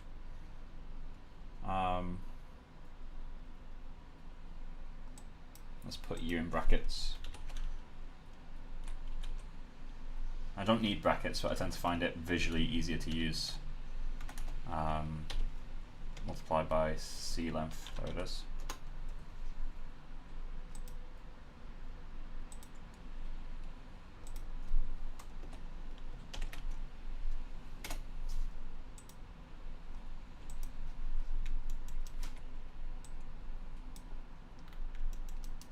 There we go. And where's the frequency gone? There it is. So that is too high. Let's go to 3. Cool, let's round that. Let's go from, I'm gonna go from 1.5 to 3.5. Cool. And then just bring that strength down a bit.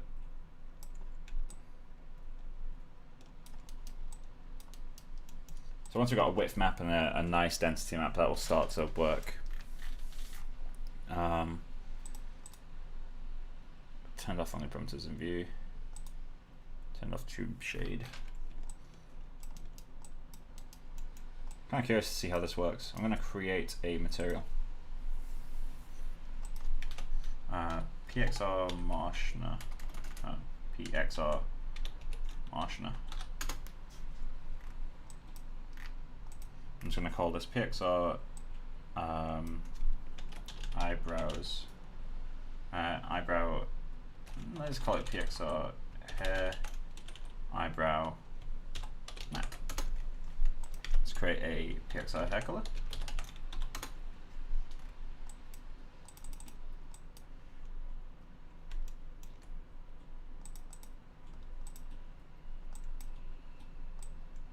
Diffuse color. Then we've got TRT, then we've got TT.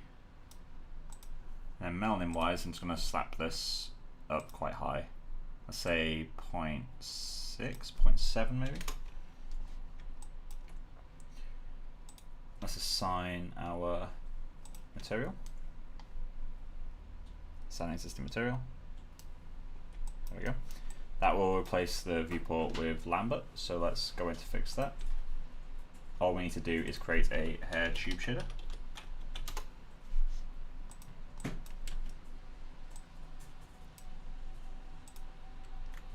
Cool.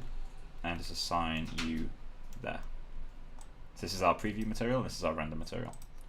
I'm just going to call this hair preview matte. Set this to pre-dark, set you to V tangent, and set this to have some color.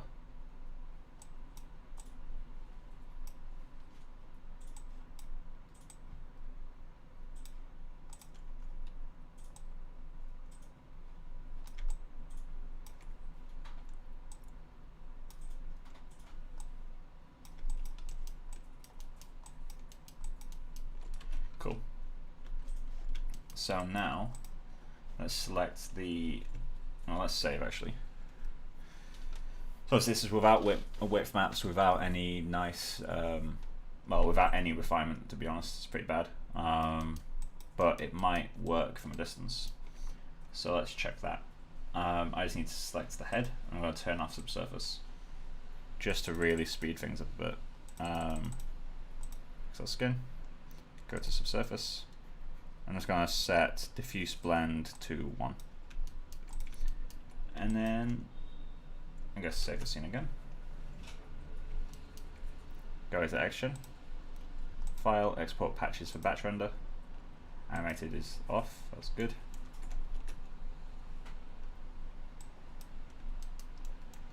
Cool. Then let's go to the render cam, I guess.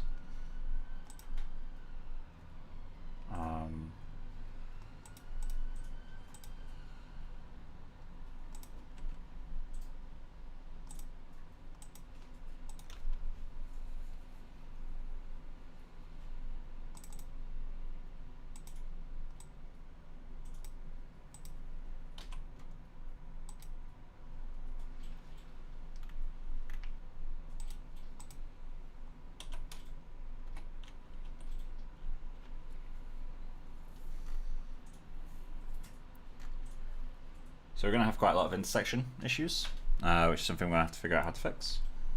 We can just use displacement, but we can have a basic eyebrow.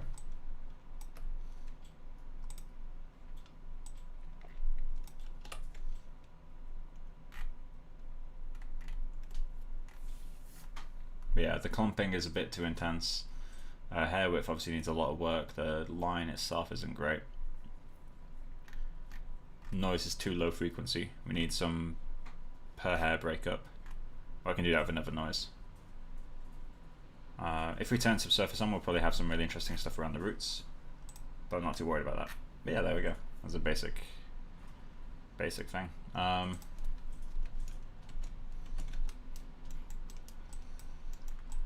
So, the question is, how do we get displacement working? It might already be fine-ish, to be honest. I don't think there's much inflation happening.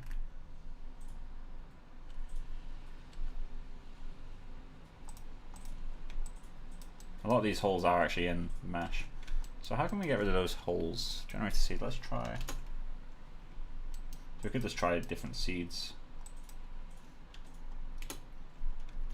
But I don't want that. I don't want to use uniform. I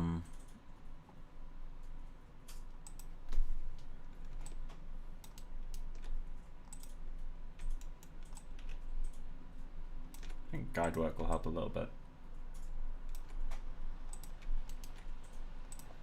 Got the guide right there.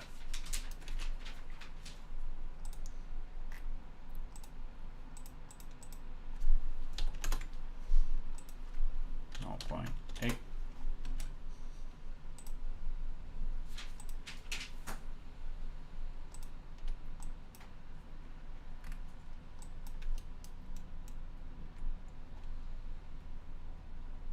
XGen. Move you out of the way because I don't trust you.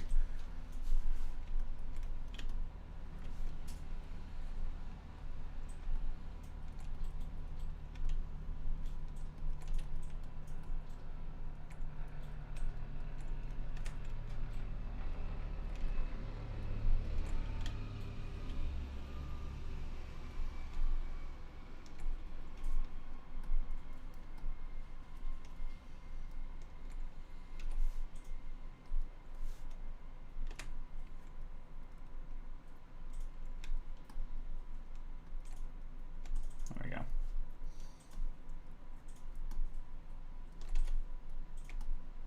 So that's not working for me. Let's do that.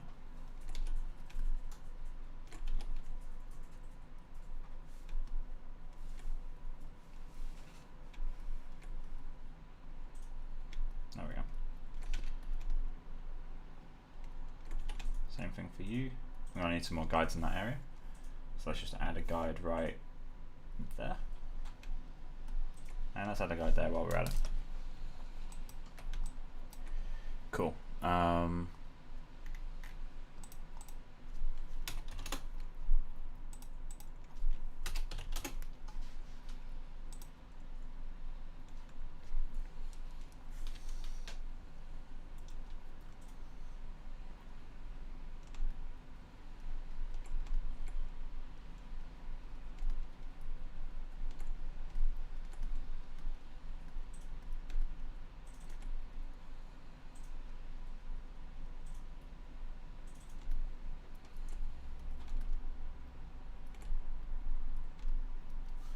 There we go.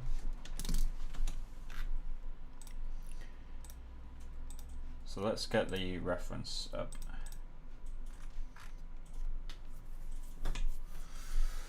Yeah, so we definitely need a lot more width variation. These are pretty uniformly placed. I don't know if there's a way to make the spacing more uniform in XGen.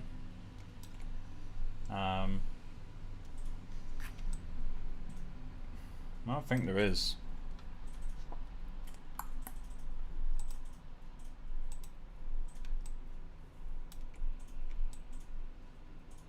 I mean,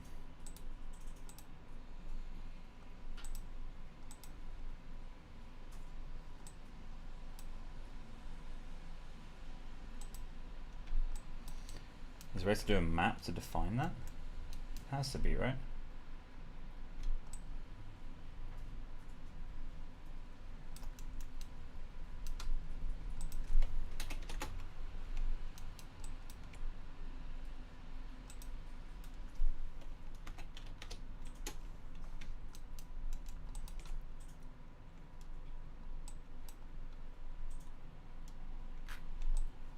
Is there no way to define out of a map? Would I have to do a scalp? Because I'm not doing that. Well, I do kind of dig the way that looks. The uniform.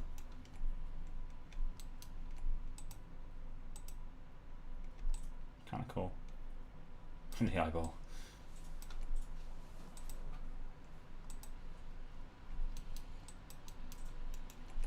Oh, there has to be a relaxed iterations or something somewhere, right?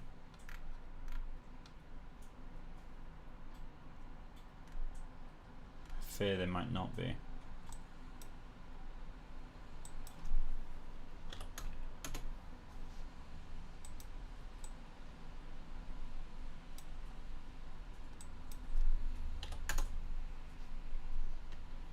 I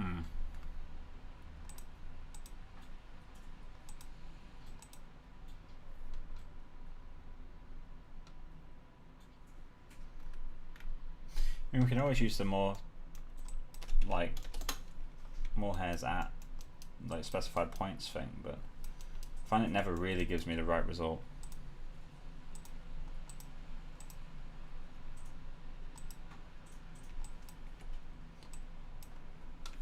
It is already pretty uniform. I think maybe my clumping's the issue. I just need less hairs to clump, or to make the clumps themselves less.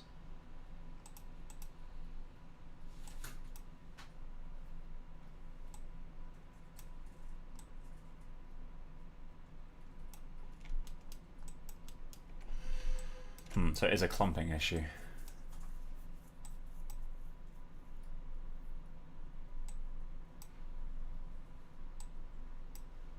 Let's check that reference again. So maybe we do need subclumps to really help this.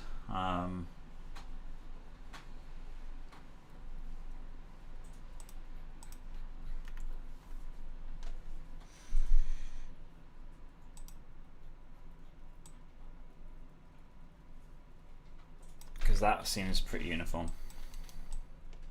Also, we can see the density map being quite low res though. Let's up res that a little bit. See how like it just suddenly goes square here? So I'm just going to enter a new number there, apply that, accept it, then resave it, and there we go. So that's a little bit more accurate. So how do I approach you then?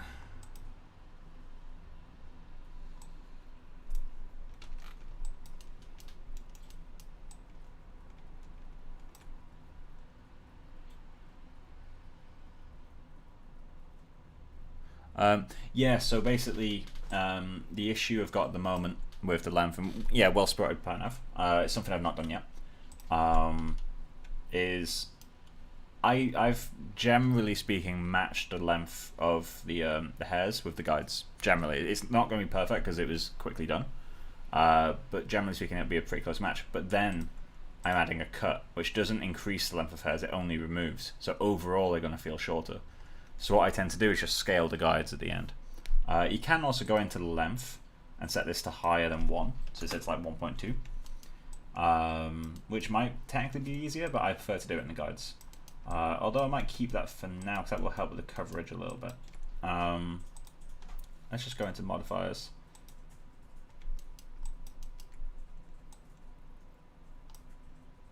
Do something like that. Generate this again.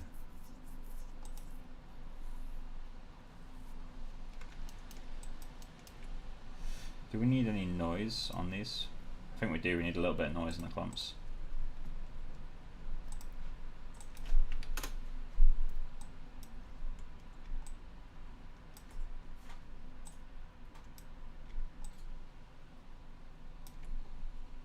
So where is that clump? Frequency should be set to like 3 or something.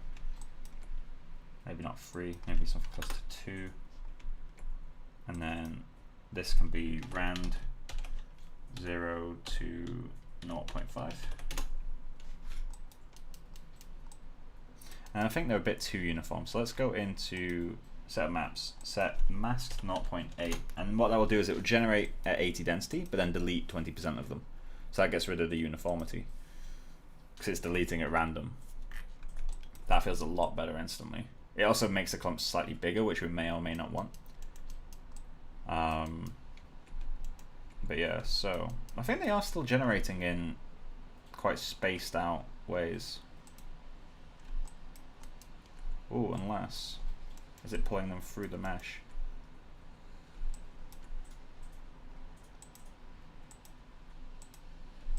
Yeah, I think it's just a bit too quick, maybe.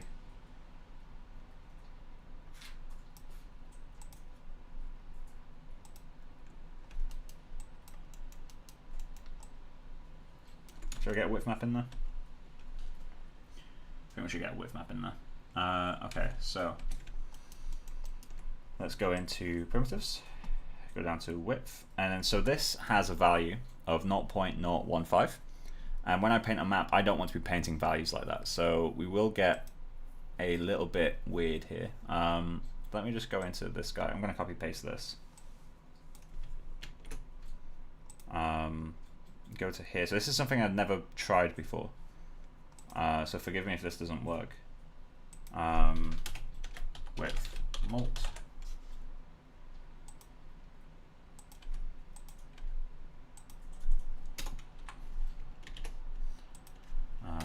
Width map.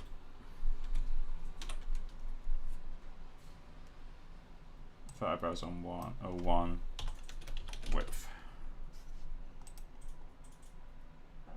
And what we can do is width map multiply by width mult. And the map doesn't exist at the moment, so this will probably freak out. What I have to do then is just click on U. I think really we should just fill this with white, but a bit late now. Thanks. No, it's not. Oh, flood paint, of course. There we go. Shadow guides. And I'm just going to paint. I'm going to paint, let's go with 0.5 in this area here. I'll go in and refine the map later. And let's do it in this area here as well.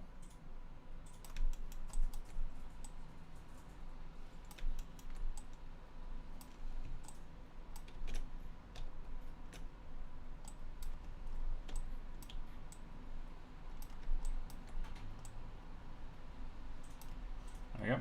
Save textures. And save this one too.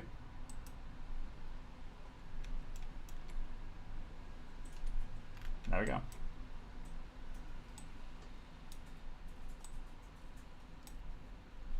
Why are you not docking? There we go.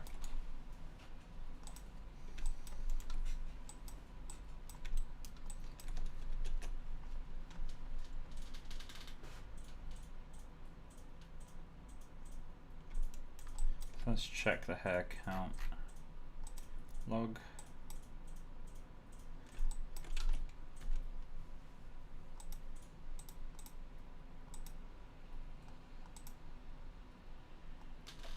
Are they wider? I think the hairs are a bit thicker than what I've got.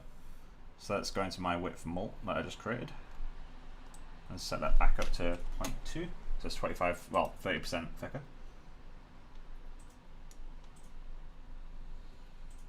Oh, actually, was I wrong on that?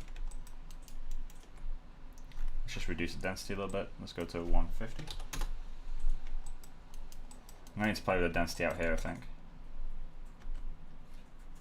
And the width.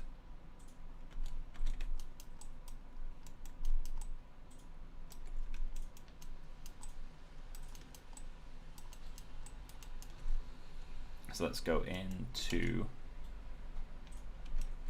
density map.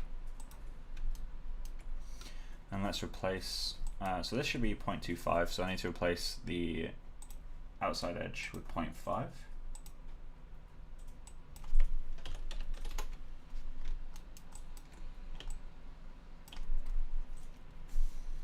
And let's just thin this out over here.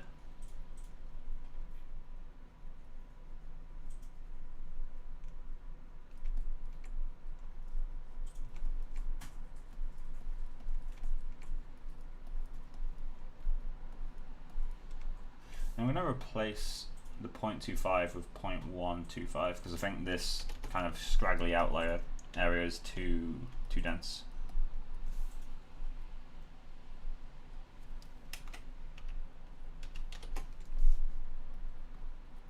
So that'll give me roughly half the amount of hairs again. Cool. Save textures and save you as well.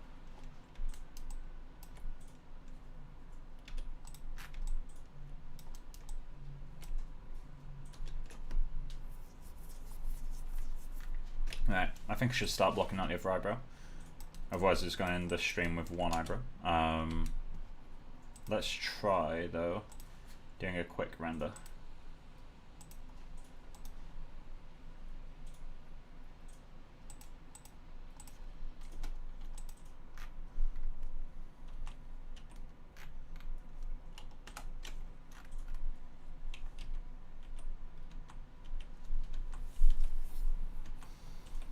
Yeah, it feels a fair bit better. Density's still off.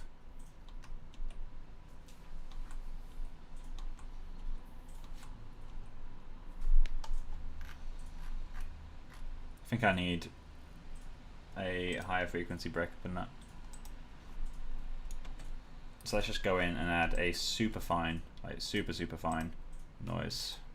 That can just be a frizzy noise. So let's go to like 8 frequency and set the multitude super low. And it stops the hairs being perfectly straight next to each other. Also, you're painting a map for the thickness of the hair, or is it just a constant value? So the map that I did, fundamentally I've got 2 things going on here. I've got a width map, and this is basically constant values. This is 1 in areas where I want full thickness, then 0.5 in areas where I want half thickness. And then all I'm doing is I'm compositing that. So if I go into the expression editor, I've got my width map, which you just saw the values for, 1 and 0.5. And I've got a multiplier, which is the thickness of the hair on the white sections of the map, and then I just multiply them together. Super basic compositing. And that allows me to have a slider that defines the width, and then have a multiplier that says, okay, but this section's always half or quarter or whatever. Because you don't want to be painting such small float values, it's just impossible to see, and even if you can grade your texture to be visible, you don't want to be doing that. It's kind of pointless. It's easier just to multiply 2 values together. But yeah, so let's start on the other eyebrow, I guess. I'm gonna hide you. I'm gonna show temp head. Let's go into high res ref, view, camera tools,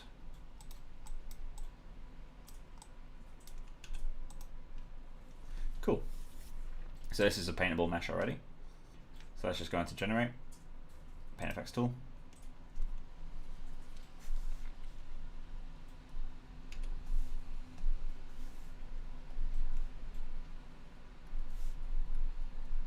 Why is it not painting?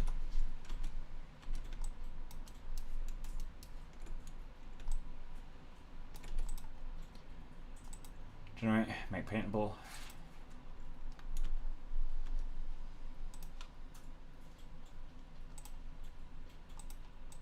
There we go. Let's just go into that template brush settings. Set this to be 10% the width. Perfect.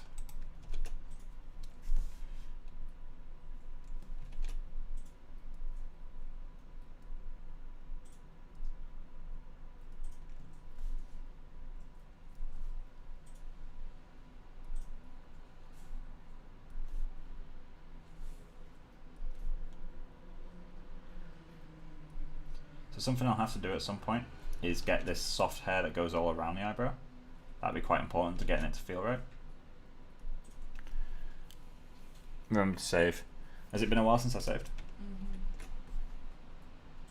Thank you, almighty Pranav. Hi, Pranav. Hi Pranav. We miss you, Pranav. How were your cookies, by the way, that you baked the other day? He made us cookies. He's made us cookies? He's made us cookies too. Aw. Send them. I want to eat them. Like he is.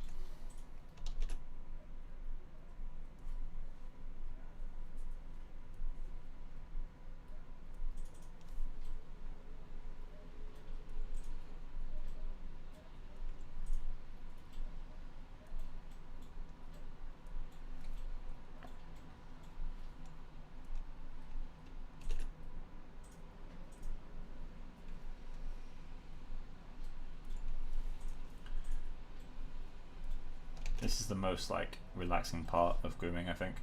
Just drawing on some basic guides. I always like to do this bit with like a podcast or something on, because it's not a difficult task. It's just long.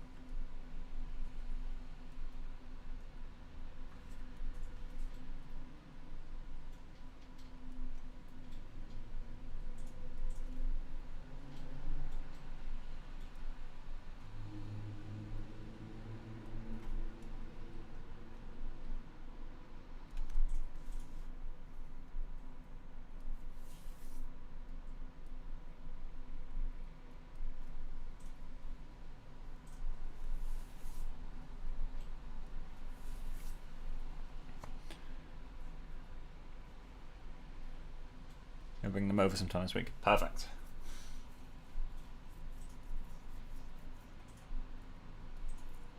I really want to go see Jesus this weekend, just because he's leaving NPC quite soon. That makes me sad.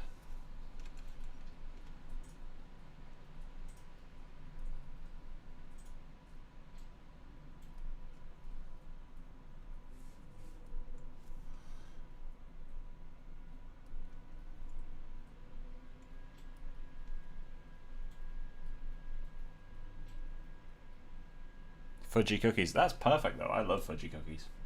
Fudgy anything is generally pretty good.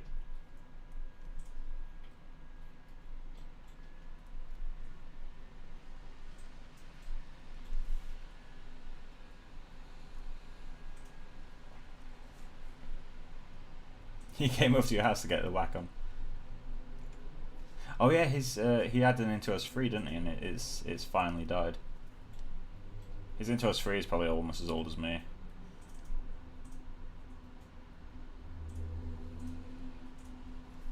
Obviously that's hyperbole, but still. Right, last guide I think will be in this area. Is there any big patches without guides? I think that missing guides.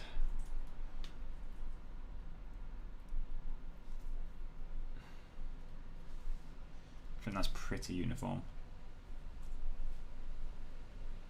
I will need to go in and add these guys later, but that's pretty quick to do without tracing. I can just do that manually with guide placement.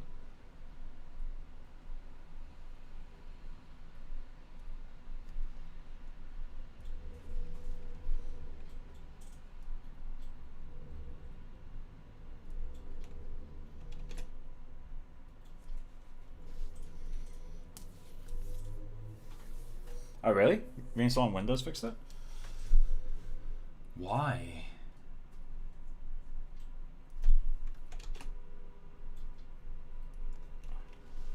There we go. That is enough guides for now.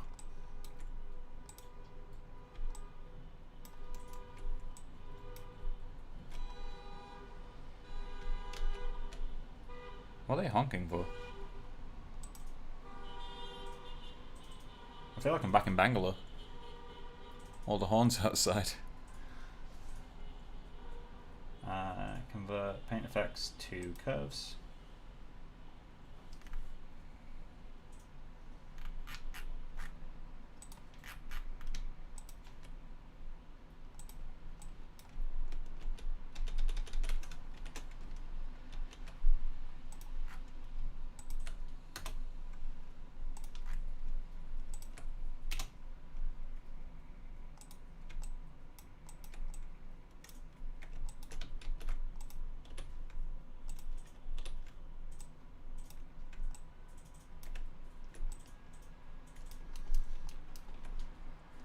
convert those into guides, curves to guides.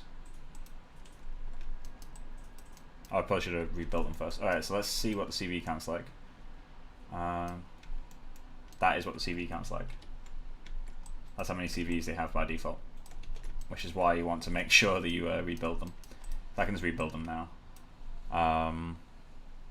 First off though, let's set them to be the same as everything else. So 0.8 taper and 0.02 width. And then XGen, rebuild all of these to 5 CV should be fine. And then I want to try something. I'm going to save. I'm going to try set all these guides. Guides as curves, modify as curves.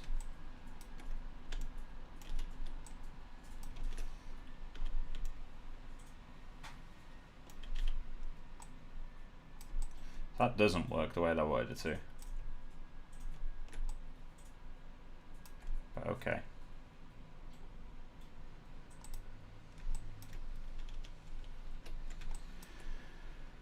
So I guess we're just going to do that manually then.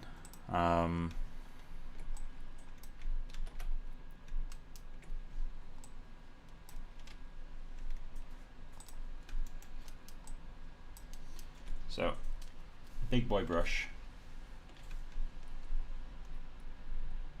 They're locked again. Why does this keep happening? Guides to curves. Delete. Delete the history on these. And then curves to guides. No idea why that works. But it works. So I'm going to live with it.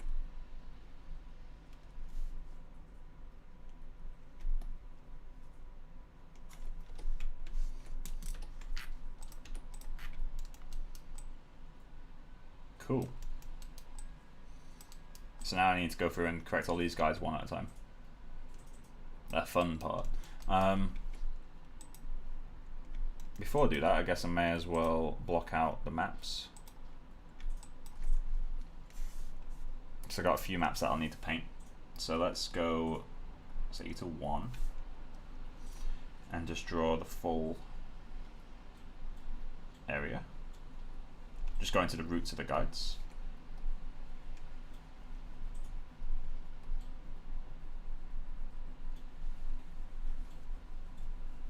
And once that's done, go in with the 0.5 value. Paint until about there.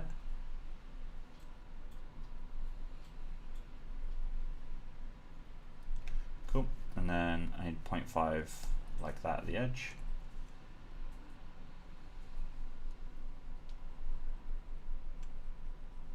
And then I need was it 125?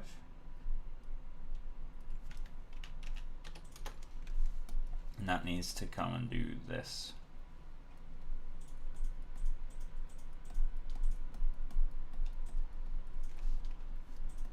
Something like that. Save textures. Save Ptex. Cool. Then I need to do the same for the width map. So go down here, paint you. I just need to paint 0.5 around everywhere.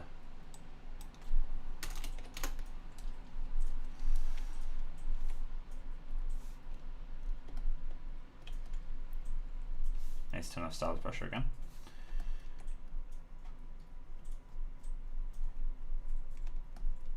And I didn't get the edge, weirdly. Okay.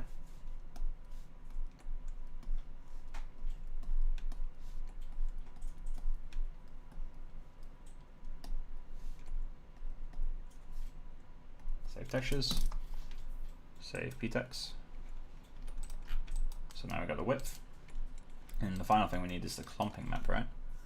I don't think I have any other maps yet. So I just need to paint a 1 value in the middle section, going something like this. Obviously I'll be like cross-checking it with reference later, but for now just to get something in place. So let's do something like that. And then paint dots everywhere.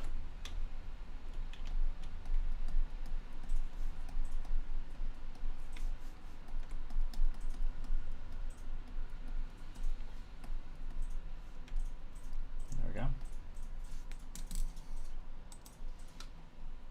And save that. There we go.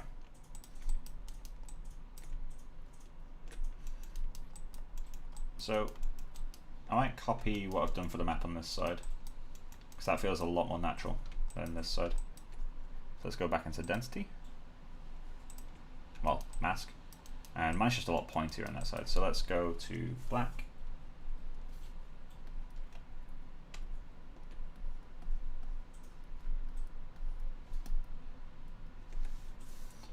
Save texture.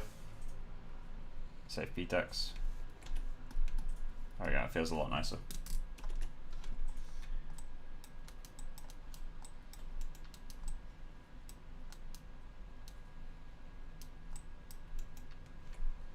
Let's go into modifiers, check the grooming. Let's reduce the amount of length variation.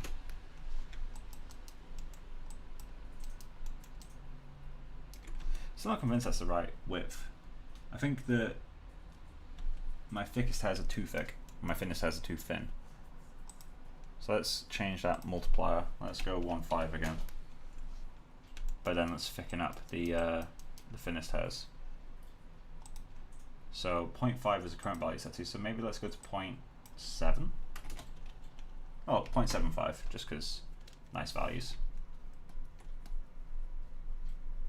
And let's just do that there, because I think that the smallest hairs, or the absolute smallest hairs, are fine.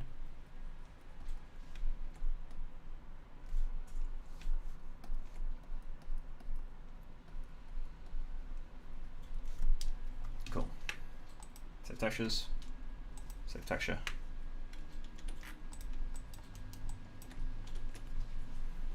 And there we go. So let's try rendering that.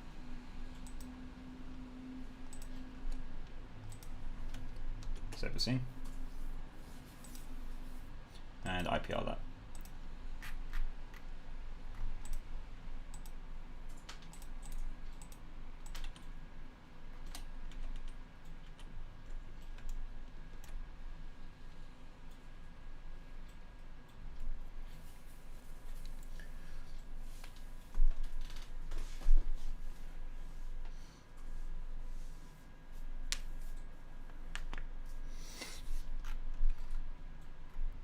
So it's something.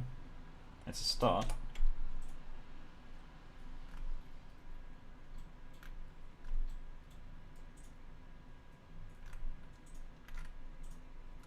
Hairs are too reflective, and I need to get a displacement on them as well.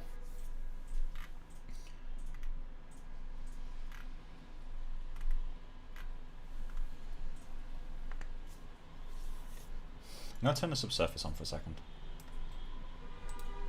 What's with all the bibbing?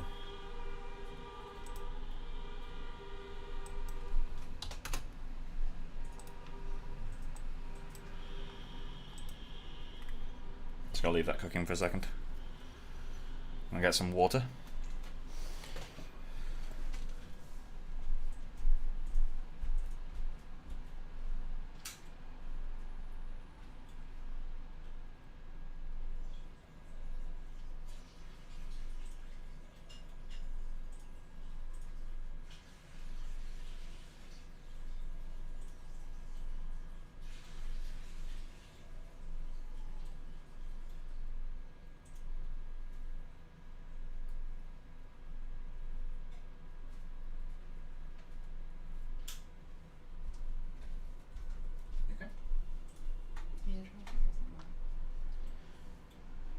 Like a Blender Basic or?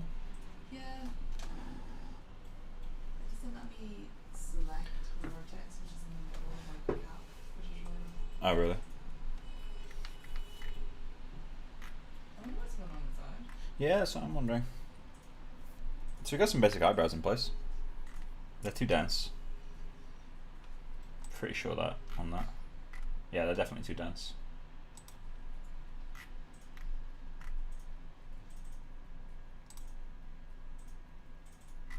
And a lot longer.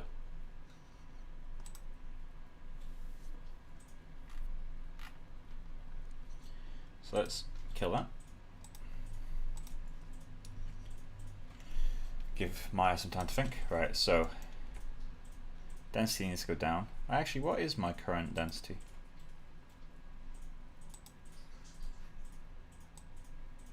1,300 or 1,200 hertz, which actually isn't much really, but let's take that down to 100.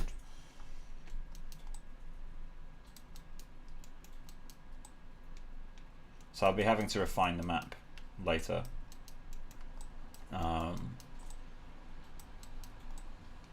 That might feel a bit better. What's the clump percent? The clump percentage is at 100%.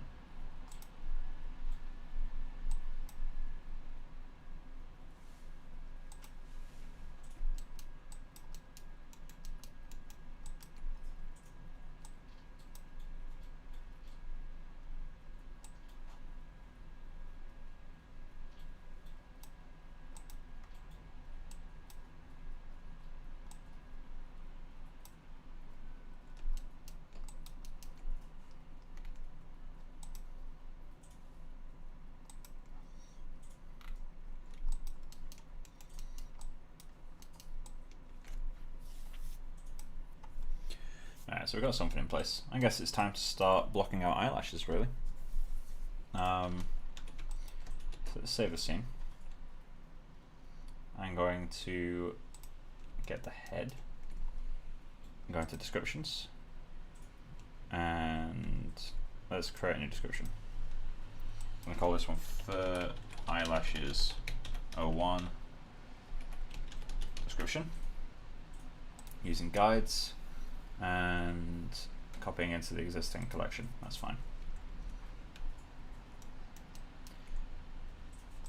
So I'm just going to place some super quick guides. I'm going to go vaguely there, there, there, there, there, there, there, and there.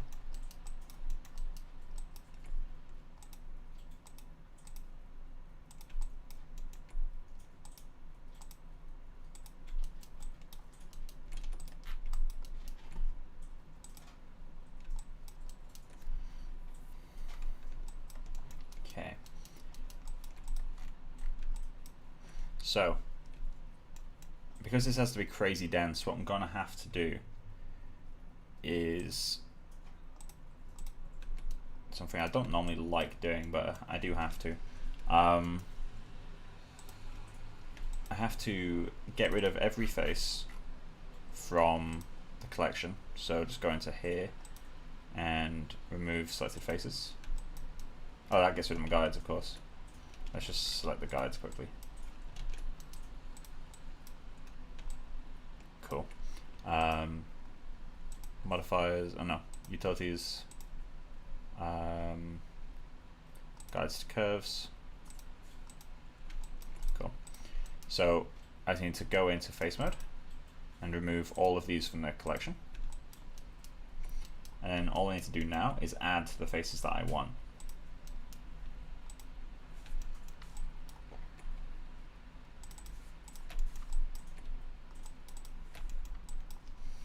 Let's get these faces.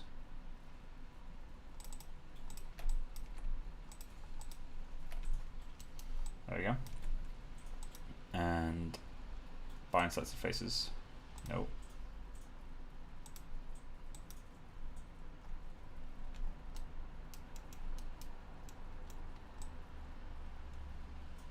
Cool. Now I need to do the same on the other side.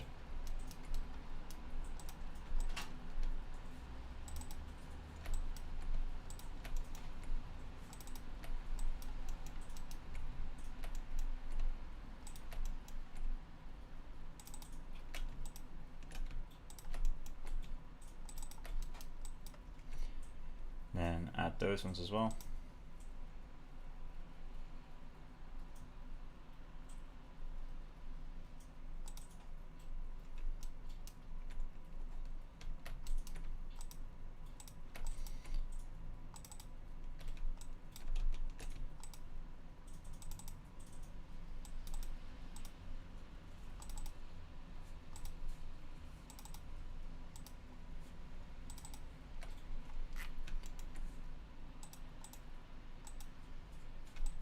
Cool.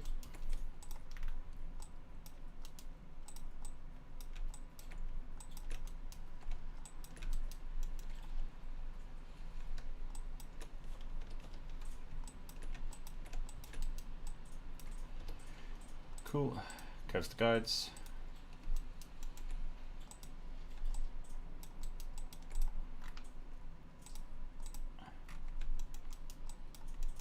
Then I can just crank this density to like 100, and it will only grow wherever there's those faces selected, which makes it a lot easier. Let's go to 300. Let's go to the map. So width.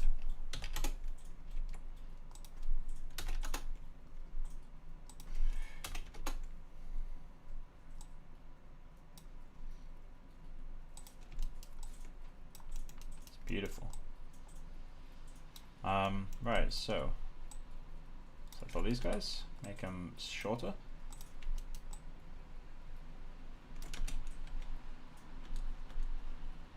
Panels, set this to the high res ref. View.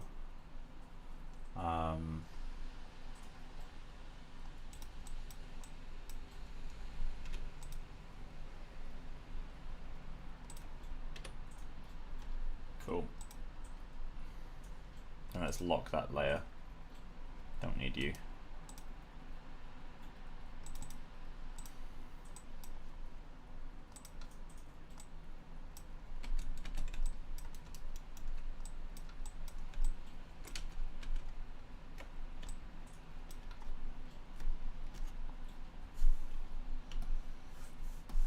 Why is the brush so slow to move?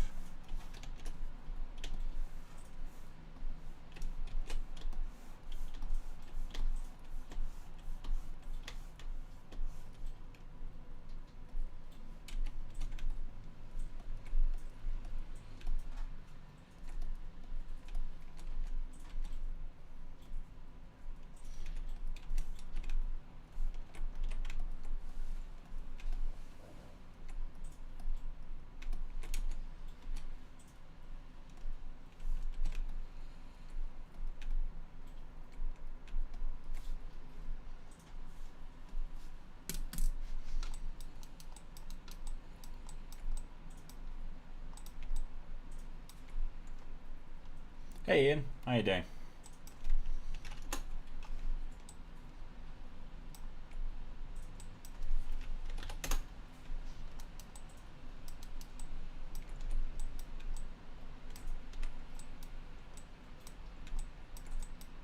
So what I'm going to do is just block out the general shape that I want, and then I'm going to,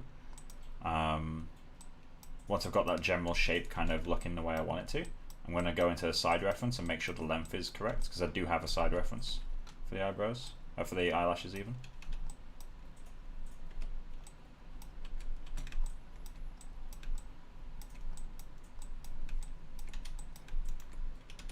Just copy this guide shape, paste it to you, paste it to you, and copy this guide shape.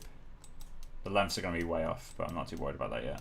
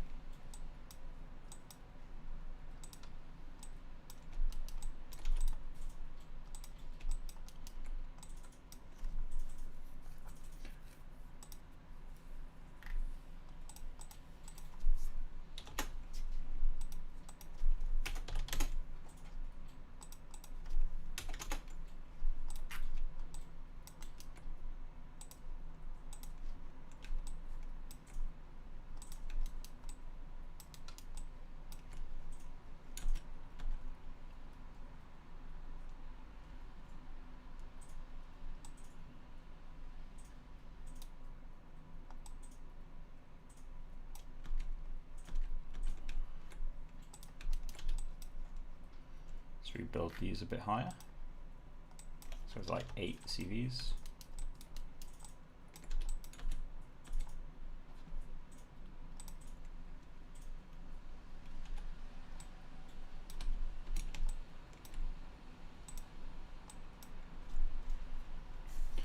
Not bad, how about you? Yeah, I'm not doing too bad. Happy to finally be getting on with a groom again. It's been a while.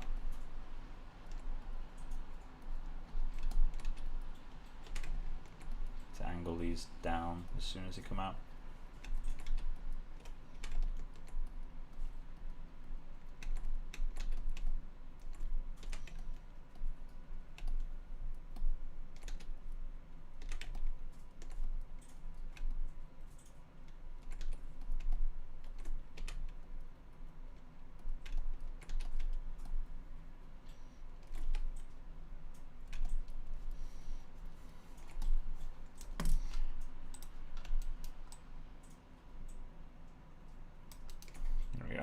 Let's just put on some super quick clumping.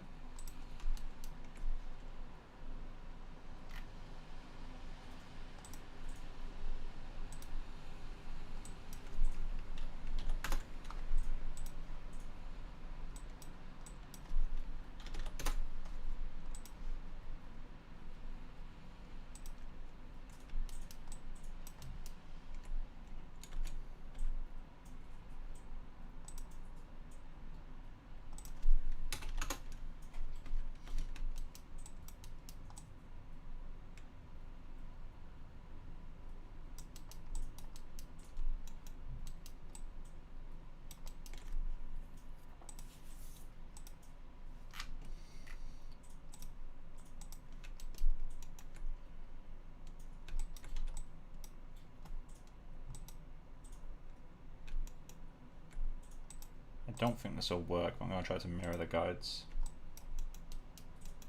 Actually works remarkably well. Does anyone know if it goes off topology symmetry or not?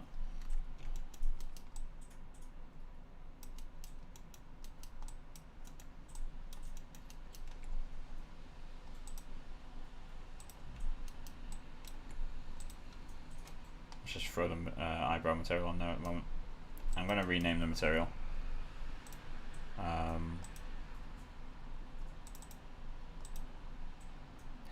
Dark will just be the name for now.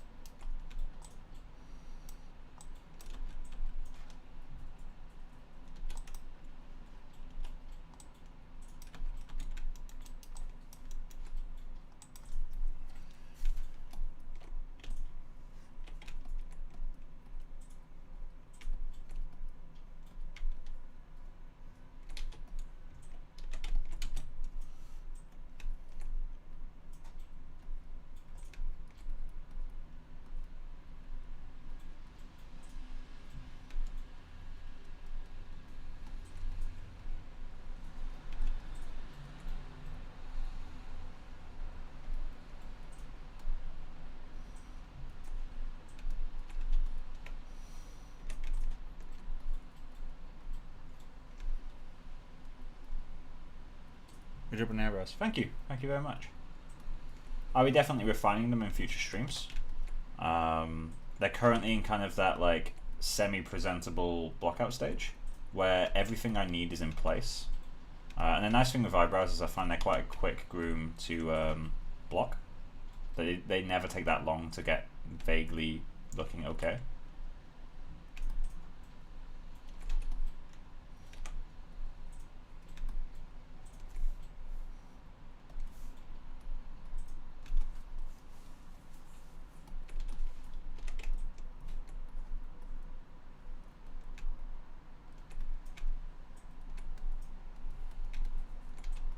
Again, I do aim to get like a complete match, or close to a complete match.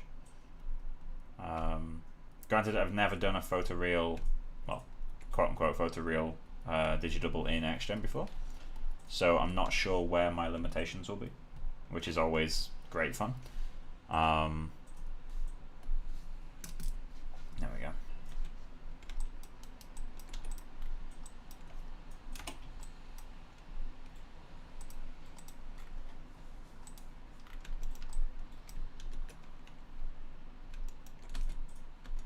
So I just want to see how big of a difference this makes.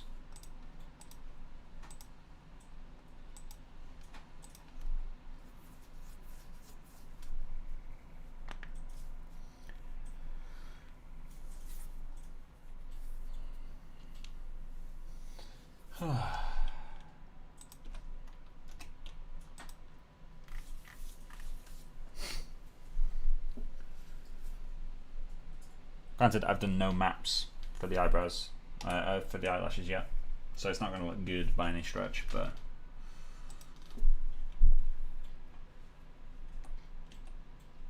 oh, I've hidden the eyes. Thought it looked a bit creepy.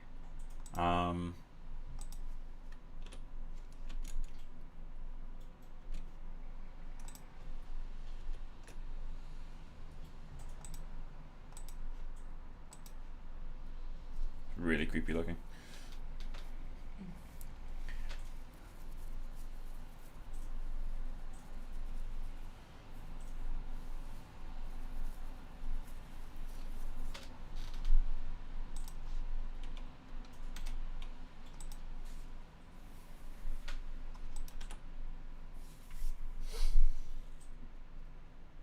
Yeah, leave that cooking for a moment.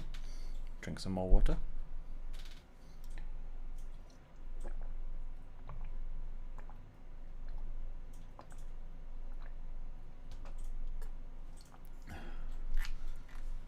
Eyelashes make such a good difference. As they should, but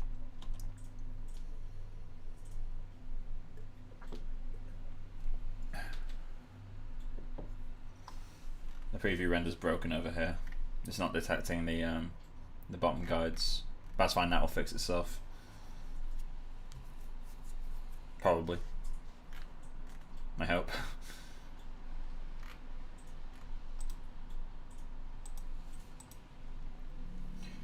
Let's kill that render. Oh, it's actually like that. Weird.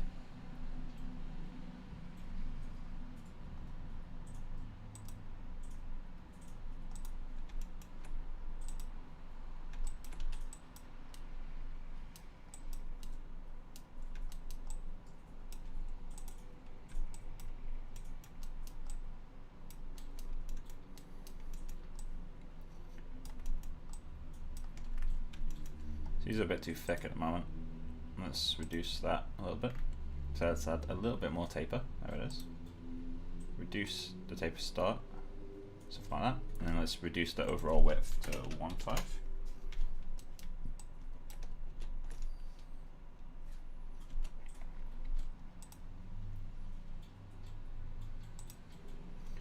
And we've already saved it. Let's run a IPR. In fact, no, not yet. Let's create a patch render. Go down to preview and output. Make sure RenderMan is enabled.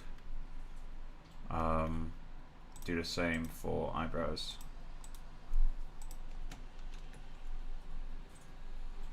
And now start an IPR.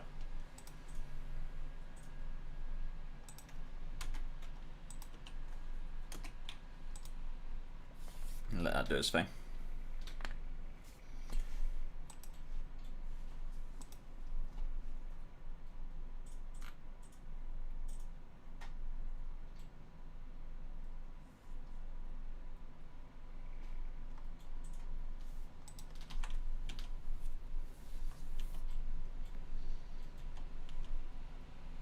So I'll be adding region maps to stop the guides from bleeding over top and bottom.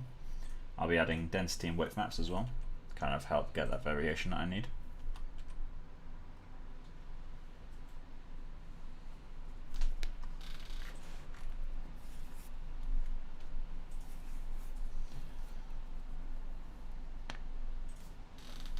I'm wondering when I want to add the peach fuzz. Like, do I want to do that before I start my head hair, or?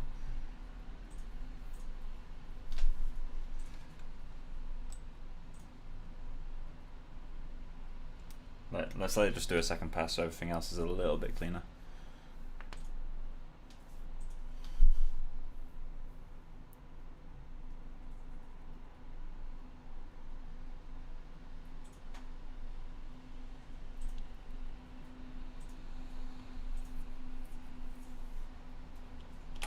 and just start that region.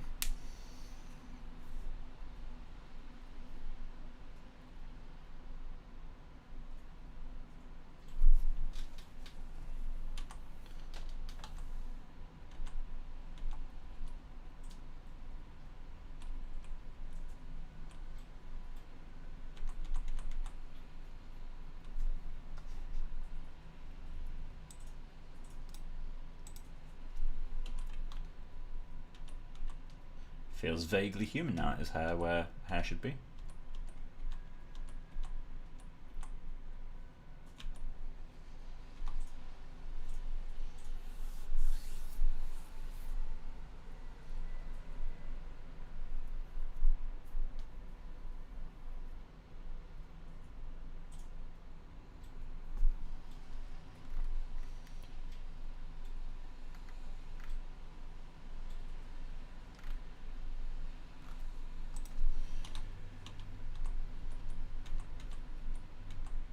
I prefer the lower coverage for sure. I need to add a little bit more density in this region. It seems a little bit too empty.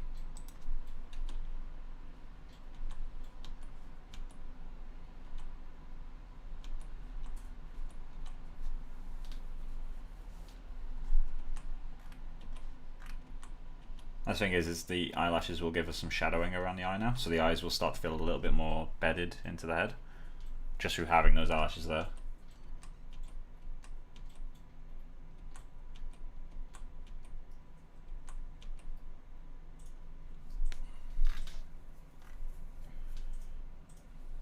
Cool, right, so let's get on with actually making it look good, because that's still a long way off. Panel, high res, I'm gonna hide the eyes again. I need to check one of those side references, don't I? So let's go into the ref cam, frame 2, no, frame 3, frame 4, there we go. View, that is not where I want it to be.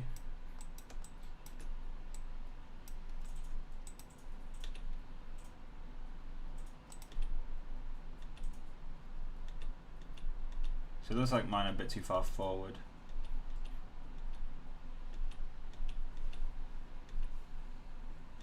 Obviously it's very low res, it's not ideal reference.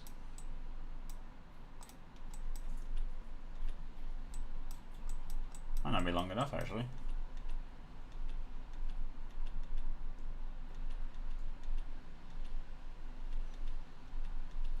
Okay, so it needs to be taller and further back. So let's go into the high res ref.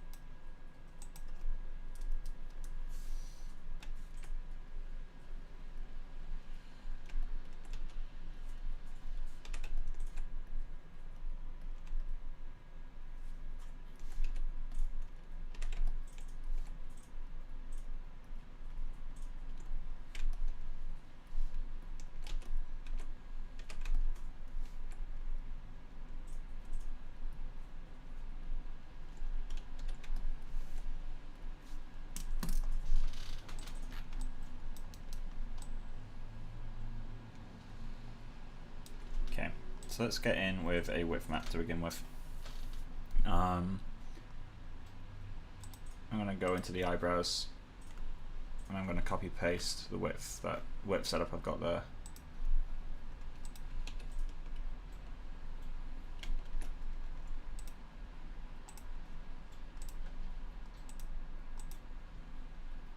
So 0.15.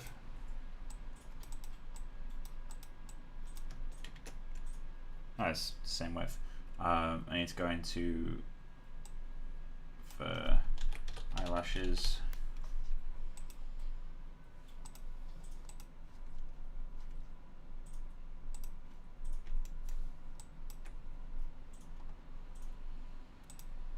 going to flood with white and then paint 0.5 at the bottom.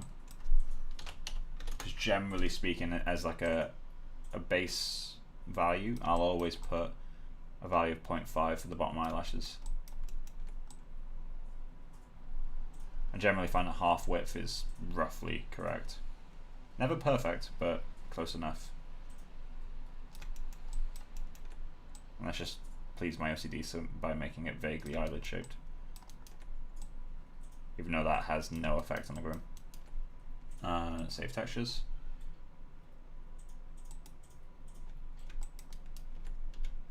There we go. So we got that half width at the bottom, which helps a lot. Then we just need to go to the region map and create a map for you. For eyelashes 01 region map. Let's go to 20 map resolution, create that. And then all I'm going to do is just paint blue with a solid brush. Let's go with that blue.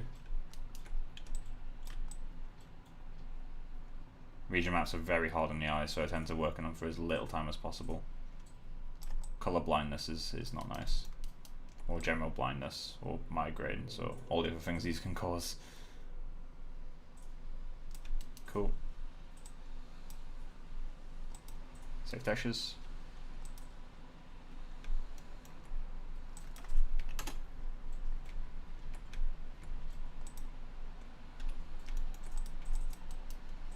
Cool. I'm going to our modifiers. Set up maps.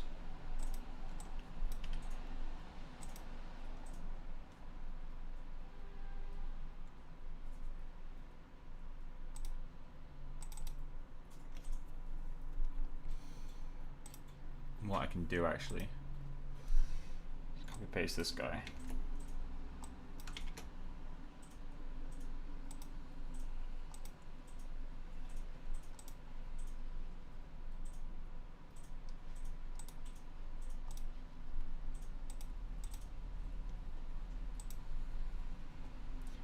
Cool, regenerate that.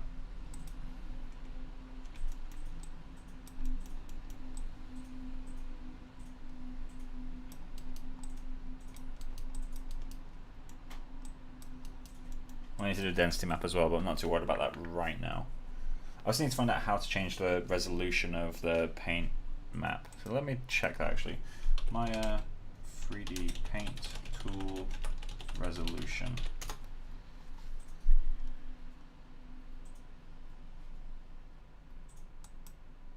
.3D paint tool.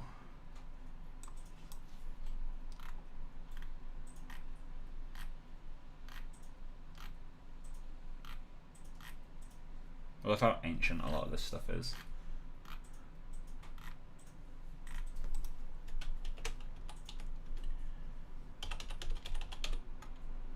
So the word resolution never shows up.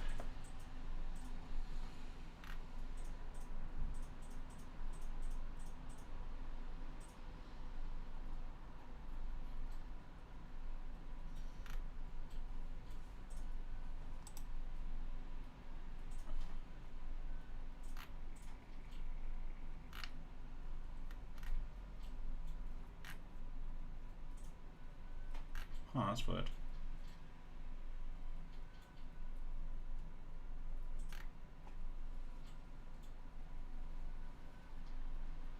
You can set resolution now. Ooh, okay. Okay, so assign and edit textures. So let me try that. So let's go to the region map. Yes, this one. Go into, there we go, assign and edit textures. Ooh, yeah, perfect. 2048 by 2048.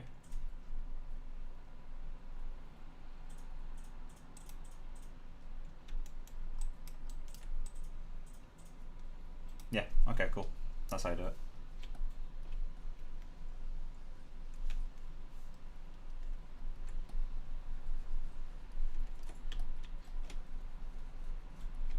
I I've learned something new today.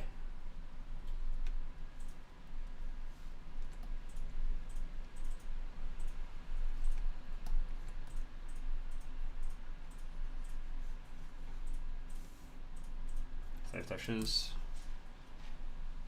Save this texture. Cool, so that means I can do higher res eyebrow density maps later. Because 1K just isn't enough. Right, so I've saved my scene. I'm going to save an alt version again.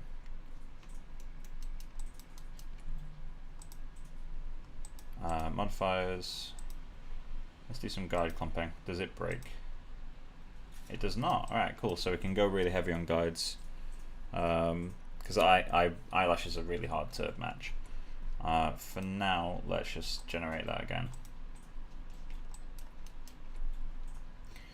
And do we need to change the profile? We probably do.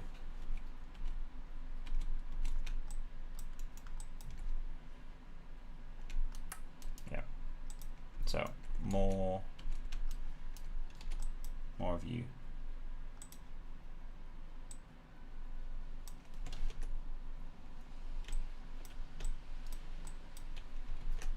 Ah.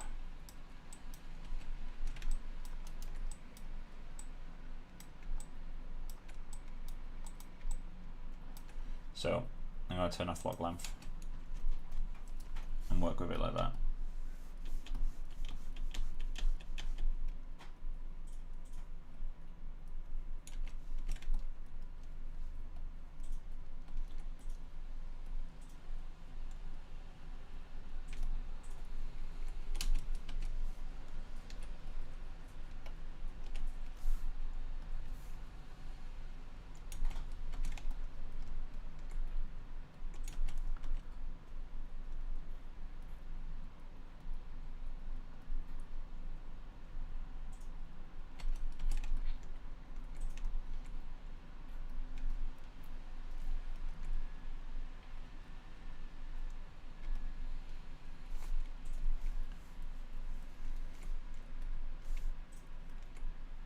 Add a guide right there.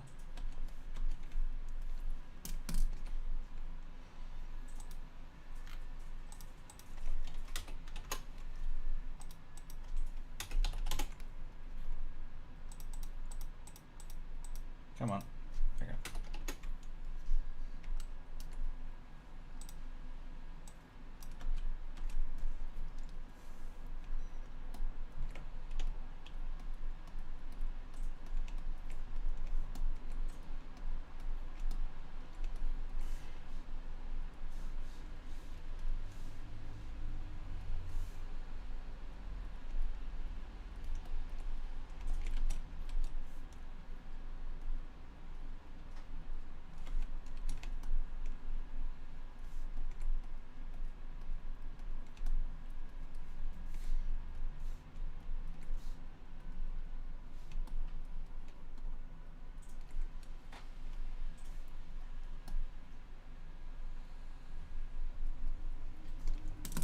I need to get some.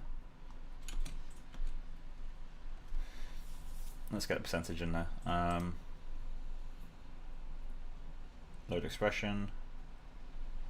Load over. So I'm just going to go with percentage affected for now. I can change it later.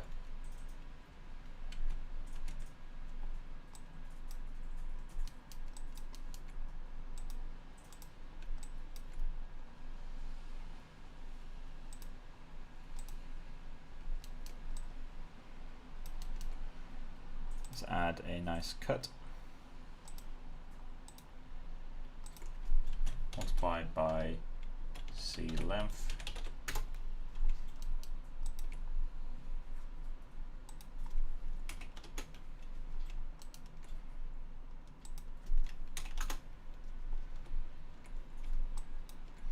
A little bit of randomness to the width. So, where is it? There it is. I'm gonna add some nice stuff to this. So we got width mult. Let's create one called width rand.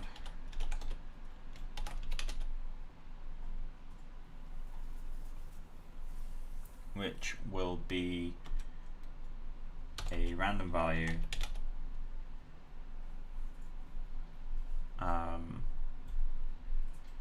right, how can I do this?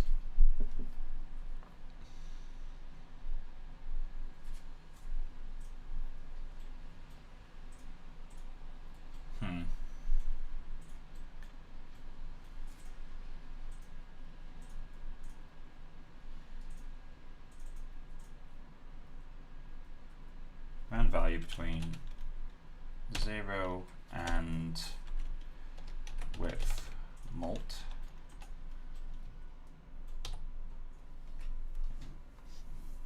With mult multiplied by I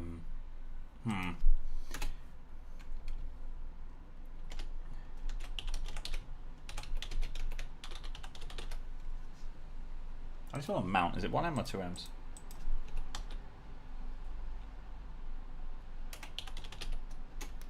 Of course it's 1M. I'm an idiot. With random mount equals I guess 0.5 for now. And then let's call that 0.0 to 1.0 width rand value, and width rand result equals random of 1 minus width rand value up to 1 plus width rand value. And then this needs to be multiplied by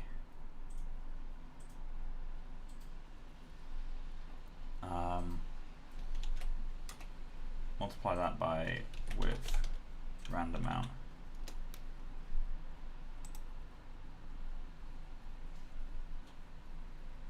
And then this can be width. We can call this width result.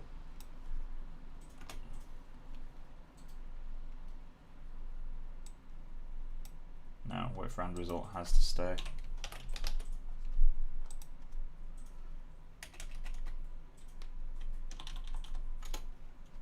Does this work? It does not. Oh, of course it doesn't. I'm an idiot.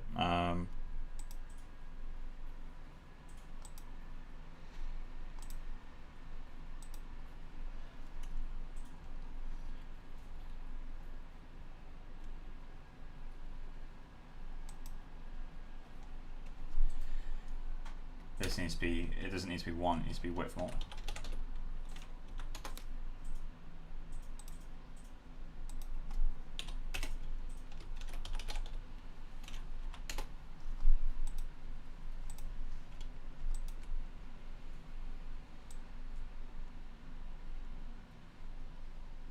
Perfect. That works. So what this does is it's a slider that just goes through. So we've got like a basic, you know, all of these are currently the same width, which is 0.015. And what this does is it adds a certain amount of randomness. So if I set this to 1, some hairs will be 0 width and some hairs will be 0.03 because they're doubled. If I set this to 0.5, then it's 50% variation. If I set it to, you know, whatever number, it's a certain amount of variation. It's not really complex maths. It might be a bit weird if you're new to expressions, but that will give me a really nicely controllable amount of randomness. Because I can just set that to 0, or I can set it to 1, and let's get some nice variation in there. So I'm going to set it to around 0.5, maybe 0.45.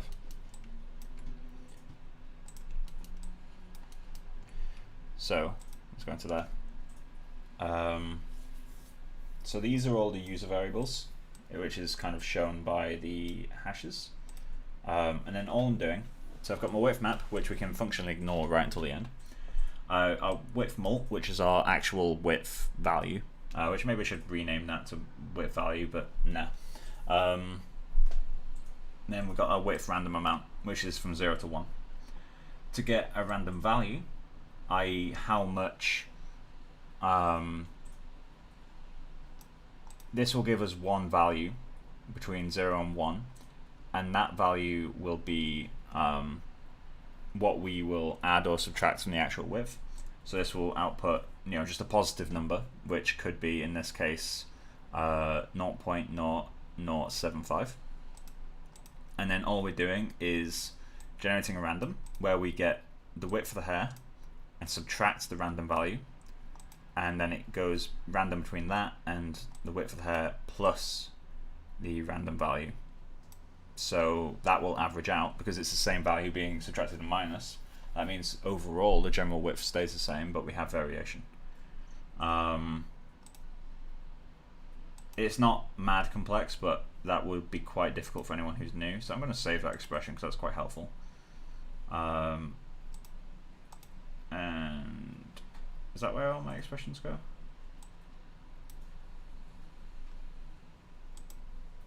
There it is. So I'm just going to go in here and create a width random map.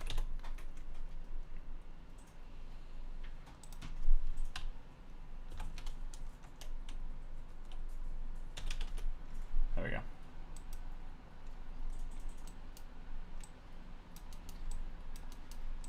Cool. So now let's add a noise. Obviously still got quite a lot of guide work to do, but let's set this to be a load expression. I'm just going to load my noise magnitude.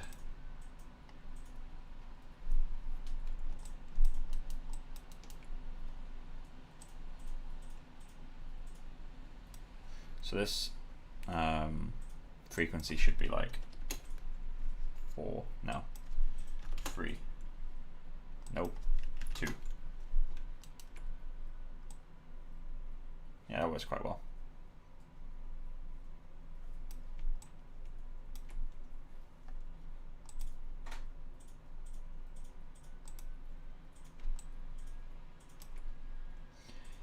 This frequency needs to be a lot lower actually.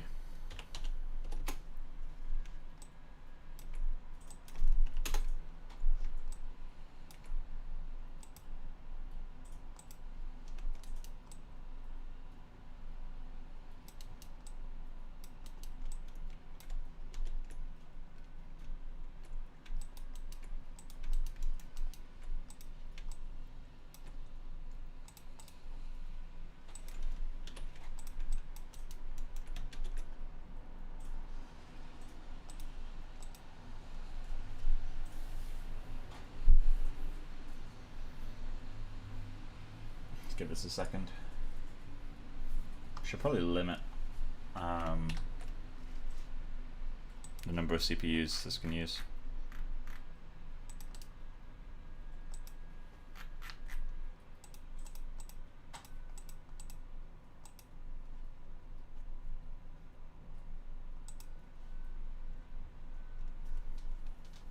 I think I'm pretty much going to stream at this point, guys. I'm going to do a final render.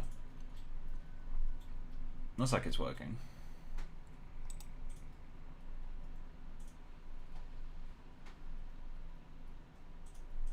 Let's fix the density map actually on the eyebrow size. So go up to the mask. This is super low res, so now we've learned how we can fix that. Let's go to edit textures. 2048, which is 4 times the amount of pixels in total. Oh, you can do different formats as well. Can you do TIFF? You can do TIFF. Alright, cool. So I'm going to stay with IF for now. Cool. So that will over-res that. And I'm just going to go in with a value of 1. And just add a little bit there. The other side was mostly okay. I think I'm just going to add a little bit there. Save textures.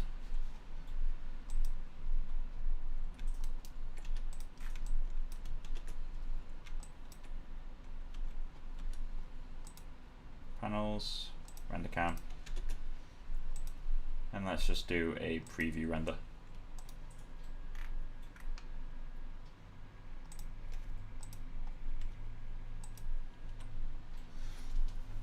So that's going to be pretty much it for this stream, guys. I'm going to leave this rendering for like half an hour.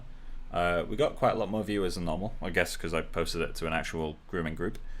If anyone has any questions, now's a really good time to ask, because I will sit here probably for the next 10 minutes not actually touching anything, just watching a render, which is obviously very slow. But yeah, so let me know what you guys want or need to know or all that sort of stuff. I'll be happy to answer.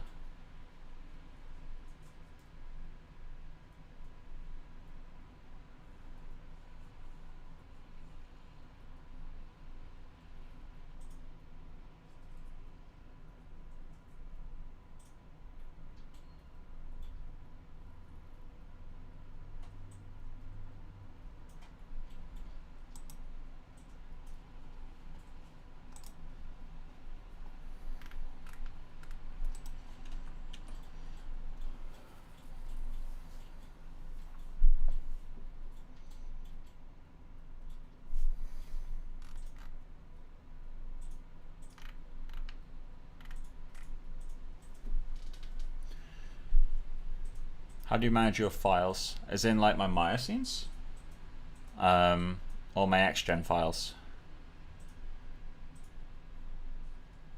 Because generally speaking, I just go, let's go projects, personal work, FKA twigs. So I tend to have a reference folder. I always start that reference folder with an exclamation mark. The reason I do that is because the first character on the first character in Windows is the exclamation mark, as in like, you know, the index for it is 0 or 1, whichever one it starts counting from. So it will always be placed first in your folder if it's arranged by name. So that's the first thing I do. Then I create numbered folders, so O1, O2, O3. Generally speaking, I put those in pipeline order. So the first one is O1 modeling. And granted, in this project I have been a bit lazy in upkeeping that, where I've done a bit of look dev and all that sort of stuff in modeling. But this generally I'll keep to in terms of where I export stuff. So modeling will contain ZBrush and Maya. ZBrush will contain exports for different stages of sculpts. Scenes will contain obviously all my sculpt scenes. Maya will contain the actual modeling scenes that I'm working in, which are all numbered just with incremental numbers starting at 1001, just so it's padded. And then the exports in that will contain all the geometry. So this one isn't particularly clean, but that will contain all the exports, you know, the meshes for texturing, the meshes for baking, all that sort of stuff. Then I've got my texturing folder where I'll have what asset it's being used on, so FKA twigs obviously being the head asset, where in that I've got kind of which specific object, so the head, the color maps, the displacement maps, which are texturing XYZ or textured displacement maps, ZDis, which is ZBrush displacement, and in this case spec. I don't have roughness maps or anything like that yet. I will be adding those later, so that would be spec R, spec roughness. The eyes are much the same. I've just got col in there at the moment. Everything else is being generated. And then I've got Mari archives folder, which is just kind of backups. These files get massive really quickly for some reason. And then now I've got my groom folder, which contains all my active grooming scenes. So yeah, we got that. And then below that is just the standard things that Maya itself creates. I leave those well alone, just because I don't want to go messing about with the project settings. You can easily change these. Like you literally just go into Maya, go into project window, I believe. Yeah, and you just change the names of these. So XGen is somewhere in one of these, I think. Can't remember exactly. But yeah, you can just change the name of these, and that will change what file it creates or what folder it creates. Not sure where XGen is.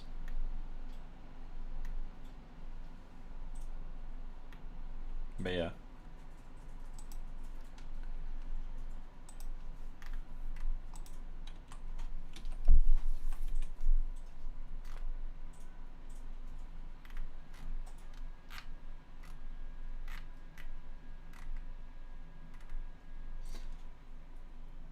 But yeah, I probably should have mirrored the guides before I started render, but oh well. But yeah, does that answer your question, Kosi, or did you want to know something in more depth?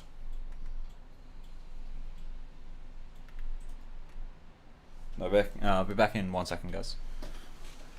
Got it. I need to pee. She's got brows. And eyelashes. Oh yeah.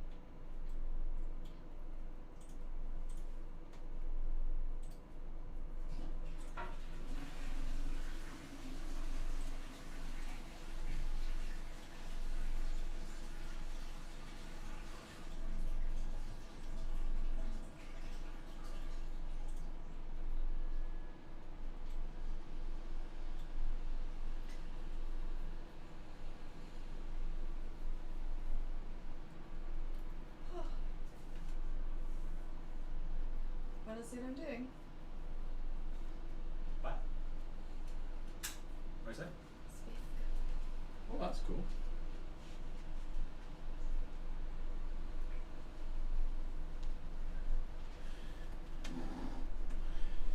Cool. No, that's answered, thanks. Anyone else have any questions or anything? Because I'm more than happy to sit and answer for a little bit.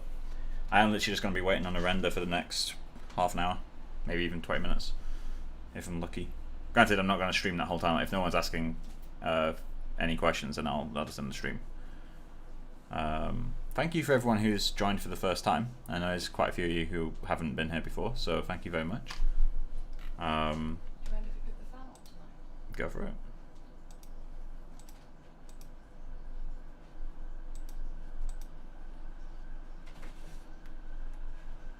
I need to revisit the jewelry shaders soon. I also need to revisit the jewelry in general. Like, these aren't in the right size, or these aren't the right size or in the right place. This guy's okay. Can I see if you zoom out? What? Can you zoom out? Ooh. Let's see. Yeah, groom is really, really important for digidoubles. Like, really important.